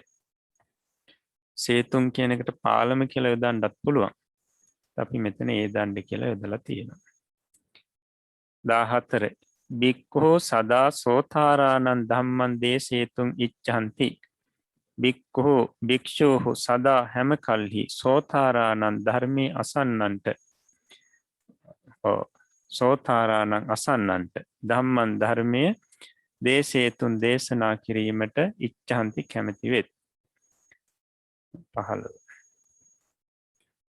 හියෝ මයිහම් බහතා බික්ඛෝ හියෝ මයිහම් බහතා බික්ඛෝ අම්හාකම් පිතුනෝ සත්තුස්ස ධම්මං දේශේසි. හියෝ ඊයේ මයිහම් බහතා බික්ඛු මගේ සහෝදර භික්ෂුව නැත්නම් මාගේ සහෝදර භික්ෂූන් වහන්සේ අම්හාකම් පිතුනෝ අපගේ පියාගේ සත්තුස්ස සතුරාට ධම්මං දේශේසි ධර්මයේ දේශනා කළේය. එතකොට මෙතන බහතා බික්ඛු කියනකොට බහතා කියන එක ඇවිල්ලා තියෙන්නේ විශේෂණ පදයක් විදිහට. බික්ඛු කියන පදේ විශේෂය දක්වන්න. කවුද මේ? එතකොට මේ විදිහට වාක්‍යවල එනවා. එතකොට බහතා කියන පදෙත් බික්ඛු කියන පදයක් දෙකම පඨම ඒක වචනෙන් යෙදලා තියෙනවා. එතකොට අපි අර්ථය ගන්නකොට ගන්නේ මාගේ බහතා බික්ඛු සහෝදර භික්ෂුව ඒ විදිහටයි. ඒකත් මතකයේ තියාගන්න. හොඳයි. අද අපි අලුත් ක්‍රියාවක් පිරිසට ලබලා දෙනවා. පැහැදිලි කරලා දෙනවා. විධි ක්‍රියාව සහ ආශිර්වාද ක්‍රියාව. විධි ක්‍රියාව සහ ආශිර්වාද ක්‍රියාව. එතකොට අන්‍යයෙකුට යමක් කිරීමට අනකරන කල්හි යොදන ක්‍රියාව විධි ක්‍රියාව නම් වේ. එතකොට විධි ක්‍රියාව කියන එකේ අර්ථය මේ. යම් කිසිවක් ප්‍රාර්ථනා කිරීමේදී යොදන ක්‍රියාව ආශිර්වාද ක්‍රියාව නම් වේ. ප්‍රාර්ථනාව කියනකොට කැමති දෙයක් පැතීම. පාලියෙහි මේ අර්ථ දෙකෙහිම වැටෙන ක්‍රියාව එක සමාන වේ. විධි ක්‍රියාවත් ආශිර්වාද ක්‍රියාවත් එක හා සමානයි. ඒ ක්‍රියාපදවල වෙනසක් නැහැ. අපි බලමු. පච කියන ධාතුව අරගෙන මේ විධි ක්‍රියාව සහ ආශිර්වාද ක්‍රියාව දෙකම මෙතන පැහැදිලි කරනවා. පඨම පුරුෂේ පචතු බහුවචනේ පචන්තු පිසේවා නැත්නම් පිසාවා පිසත්වා. මජ්ජිම පුරුෂ පච පචාහි අර්ථේ පිසව පචත පිසව් එහෙම නැත්නම් පිසහුවා. උත්තම පුරුෂේ පචාමි පිසම්වා පචාම පිසමුවා. මේකෙදී ඇත්තටම විධානයේදී යෙදෙන්නේ මේ මජ්ජිම පුරුෂ ක්‍රියාපද පමණයි. මොකද අපි කෙනෙකුට විධානයක් කරන්නේ නුඹ යන්න, නුඹ එන්න, නුඹ මේක කරන්න, නුඹලා මේක කරව. ඔය විදිහට විධානය කරනකොට ඒක ඒ නුඹට නැත්නම් ඔවුන්ට ඒ විදිහටයි අපි ඒ පිරිසටයි විධානය කරන්නේ. ඒකට විධික්‍රියාවේදී මේ මජ්ක්‍ධිම පුරුෂ ක්‍රියාපද පමණයි යෙදෙන්නේ. නමුත් ආශිර්වාද ක්‍රියාවේදී මේ පඨම පුරුෂේ, මජ්ක්‍ධිම පුරුෂේ, උත්තම පුරුෂේ තුනේම යෙදෙන ක්‍රියා යෙදෙනවා. අපිට පසුව වාක්‍ය වලින් මේ කාරණාව පැහැදිලි කරගන්න පුළුවන්. ඊට පස්සේ පහත දී ඇති ක්‍රියා පචතු ක්‍රියාවසේ වර්ණංවන්න. පළවෙනි එක ජයතු, ජය ගනීවා, සුනාතු, අසාවා, භාසතු, කියාවා, ගච්ඡතු, යේවා, වස්සතු, වසීවා, තපේතු, තබාවා, රක්ඛතු, රකීවා, භවතු, වේවා, පිවතු, භෝවා, හෝතු, වේවා. පිවතු කියලා කියන්නේ බෝවා කියන්නේ බොණ්ඩ කියලා අපි කියන්නේ. හෝතු වේවා, අධිවාසේතු, ඉවසාවා, පතිගන්හාතු, පිළිගනීවා. මේ ටිකත් පචතු ක්‍රියා විදියට වර්ණංවන්න අපි ඊළඟ දවසේ බලමු. හොඳයි, අද දවසේදී අපි පාලි පාඩමත් මෙතකින් අවසන් කරනවා. ඒකට අපි අභිධර්මය ඉගෙන ගත්තා. ඒ තුලින් సంతాනික කුසල් සිතුවිලි ඇති කර ජනිත කරගත්තා. පාලි පාඩම ඉගෙනීම වශයෙන් సంతాනික කුසල් සිතුවිලි ඇති කර ගන්නට යෙදුණා. මේ කුසල් සිතුවිලි වල ආනිභාවයෙන් බලයෙන් ශක්තියෙන් හැම දිනාටම නිදුක් නිරෝගී දිගාසිරි සැලසේවා. හැම දිනාටම තව තවත් මේ ධර්මයේ දැන කියා ගන්න ඉගෙන ගන්න ශක්තිය ධෛර්යය වාසනාව සැලසේවා. ඒ වගේම සම්‍යක් ප්‍රාර්ථනා මුදුන්පත් වේවා. කෙලවර නිවනින් සැනසෙන්නට මේ උතුම් පුණ්‍ය ශක්තිය හේතුපකාර වේවා කියලා අපි ආශිර්වාද කරනවා. ඒ වගේම මේ ධර්මයේ කියා දුන්නු ගුරුතුමන් වහන්සේලාටත් හදා වඩා පෝෂණය කරපු දෙමව්පියන්ටත් ශාසනික මව්වරු පියවරු සහෝදර සහෝදරියන්ටත් බුද්ධ ශාසනය වෙනුවෙන් කාලය ධනය ශ්‍රමය කැප කරලා මේ වෙනකොට ගිලම් භවයෙන් පසු වන හැම දිනාටමත් මේ වැඩසටහන වෙනුවෙන් වෙහෙස මහන්සි වෙන කැලුම් මහත්මයා ප්‍රධානී හැම දිනාටමත් මේ පින් ජීවිතවලට ආශිර්වාදයක් වේවා. නිදුක් නිරෝගී දිගාසිරි සැලසේවා. සම්‍යක් ප්‍රාර්ථනා මුදුන්පත් වේවා. කෙලවර නිවනින් සැනසෙන්නටම ලැබේවා කියලා අපි ආශිර්වාද කරනවා. ඒ වගේම ශාසන ආරක්ෂක, ලෝකපාලක, ආත්මාරක්ෂක, අල්පේශාක්‍ය, මහේශාක්‍ය දිව්‍යතා මණ්ඩලයටත් මේ පින් දැනේවා පෙනේවා. දෙවියෝ මේ පින් අනුමෝදන් වෙත්වා. තම තමන්ගේ සම්‍යක් ප්‍රාර්ථනා මුදුන්පත් කර ගනිත්වා. කෙලවර නිවනින් සැනසෙත්වා කියලා පුණ්‍යානුමෝදනා කරමු. ඒ වගේ මිය පරලෝකසු පින් බලාපොරොත්තුෙන් පසු වන හැම දිනාටමත් මේ පින් දැනේවා පෙනේවා. මේ පින් අනුමෝදන් වේවා. හැම දිනාගෙම පරලෝ ජීවිත සුඛී සුවපත් භාවයටපත් වේවා. කෙලවර නිවනින් සැනසේවා කියලා පුණ්‍යානුමෝදනා කරමු. අවසාන වශයෙන් අප හැම දිනාටම මේ උතුම් පුණ්‍ය ශක්තිය සතර මාර්ග සතර ඵල පිළිවෙලින් උතුම් නිවනින් සැනසෙන්නටම ලැබේවා. හේතුපකාර වේවා කියලා ප්‍රාර්ථනාව ඇති කරගෙන මං කීවට පසු මේ වාක්‍ය කියමින් නිවන් සුව ප්‍රාර්ථනා කරමු.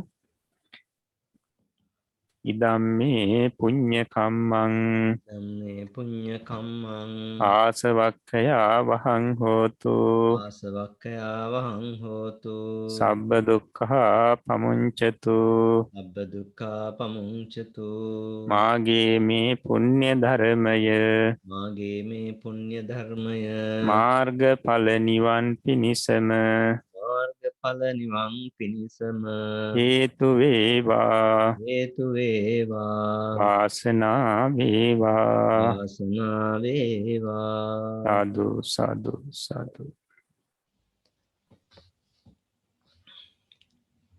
තුන්ලොවක් සනසාවදාල ශාන්තිනායක අමාමෑණී සම්්‍යක් සම්මා සම්බුදු දස බලධාරී සර්වඥ රාජෝත්තමයන් වහන්සේ මීට වර්ෂ 2603කට මත්තෙන් තව්තිසා දිව්‍ය භවනයේ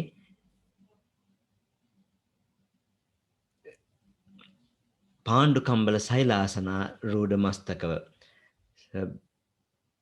සුදු බුදු රැස් විහිදෝමින් තුන් ලෝක ධාතුව ඒකාලෝක කරමින් දේශනා කරන්නට යෙදුනා වූ ඒ තුන් ලෝකයටම මහත් ආලෝකයක් වුණා වූ ඒ පරම ගම්බීර අභිධර්ම දේශනාව අද දවසේදී 50 වෙනි පෞරාණික ථේරවාදය ත්‍රිපිටක අධ්‍යයන වැඩසටහන ඔස්සේ අපට පැහැදිලි කර දෙන්නට යෙදුනා වූ අපේ උතුම් ස්වාමීන්ද්‍රයන්න් වහන්සේට අපි මේ මොහොතේදී පුණ්‍යානුමෝදනා කරමින් ස්වාමින් වහන්සේට නිදුක් නිරෝගීව සුවසේම ගුණ පුරා ගැනීමට මේ උදාාරතර කුසලයේ හේතුපනිශ්‍රේ වේවායි අපි ප්‍රාර්ථනා කරනවා. ඒ වගේම සුපුරුදු පරිදි අද දවසේදී පෞරාණික ථේරවාදයේ ත්‍රිපිටක අධ්‍යයන වැඩසටහනට සමගාමීව සිද්ධ කෙරෙන ධර්ම සාකච්ඡාමය වැඩසටහන මෙතෙක් සාකච්ඡා කළ ප්‍රශ්න පාඩම් සම්බන්ධයෙන් ඔබට දැන කියාගත යුතු කාරණා විමසා දැන ගැනීමට අවශ්‍ය වැඩසටහනට අපි යොමු වෙනවා. ඊට මත්තෙන් සුපුරුදු පරිදි අද දිනේදී මේ උතුම් වැඩසටහනට අපට උන්වහන්සේගේ කාලය ශ්‍රමය කැප කරමින් වෙහෙස නොබලාම අප වෙනුවෙන් කැප වෙමින් මේ උදාාරතර වටිනා පරම ගම්බීර ධර්මය අපට කියා දෙන්නට යෙදුනා වූ අපේ ගෞරවනීය ගුරු දේවෝත්තම ස්වාමීන්ද්‍රයන්න් වහන්සේට අපි පුණ්‍යානුමෝදනා කරමු. අප විසින් ජනිත කරගත්තා වූ සකල විපුල කුසල සම්භාර ශක්තිය ගෞරවනීය ස්වාමින් වහන්සේගේ නිදුක් නිරෝගී භාවය පිණිසම හේතුපනිශ්‍රේ වේවා. ස්වාමින් වහන්සේට සුවසේම ගුණ පුරා ගැනීමට මේ උදාාරතර පුණ්‍ය ශක්තිය හේතුපනිශ්‍රේ වේවායි ප්‍රාර්ථනා කරමු. ඒ වගේම ස්වාමින් වහන්සේ විසින් මේ තුන් ලෝකයේම සනසාලමින් දේශනා කරන්නා වූ මේ අභිධර්ම දේශනා ඇතුළුව මේ ත්‍රිපිටක ධර්මය නිවන් අවබෝධ කර ගැනීමට සිත් ඇති සියලු සත්පුරුෂයන් වෙත මෛත්‍රී සහගත සිතින් යුක්තව පැහැදිලි කර දෙමින් සිද්ධ කරන්නා වූ මේ උදාාරතර කුසලය අපිත් සාදු සිතින් අනුමෝදන් වෙමින් මේ උතුම් ධර්මයම පිහිට ආධාර කරගෙන ගෝර කටුක සංසාරයෙන් එතර වෙන්නට අපටත් හැකියාව ලැබේවායි ප්‍රාර්ථනා කරගෙන අද දිනේ වැඩසටහන නිල වශයෙන් අවසන් කරන්නට අපි සෑම සිළු දෙනාම ස්වාමින් වහන්සේ වන්දනා කරන්නට සූදානම් වෙමු. අවසරයි ස්වාමීනි. ඕකාස වන්දාමි බන්තේ සුපත්තේ මයා කතං පුඤ්ඤං සාමිනානුමෝදිතබ්බං සාදු සාදු අනුමෝදන් සාමිනා කතං පුඤ්ඤං මයිහං දාතබ්බං සාදු අනුමෝදිතබ්බා සාදු සාදු අනුමෝදාමි. ඕකාස ద్వාරත්තයේන කතං සබ්බං අච්චයං කමතමේ බන්තේ කමාමි කමිතබ්බා සාදු කාස කමාමි බන්තේ සුඛී හෝතු නිබ්බාන පච්චේ හෝතු සුපත්තේවා. සීලවන්තං ගුණවන්තං පුඤ්ඤක්කෙත්තං අනුත්තරං දුල්ලභේන මයා ලද්දං බුද්ධ පුත්තං නමාමහං සුපත්තේවා.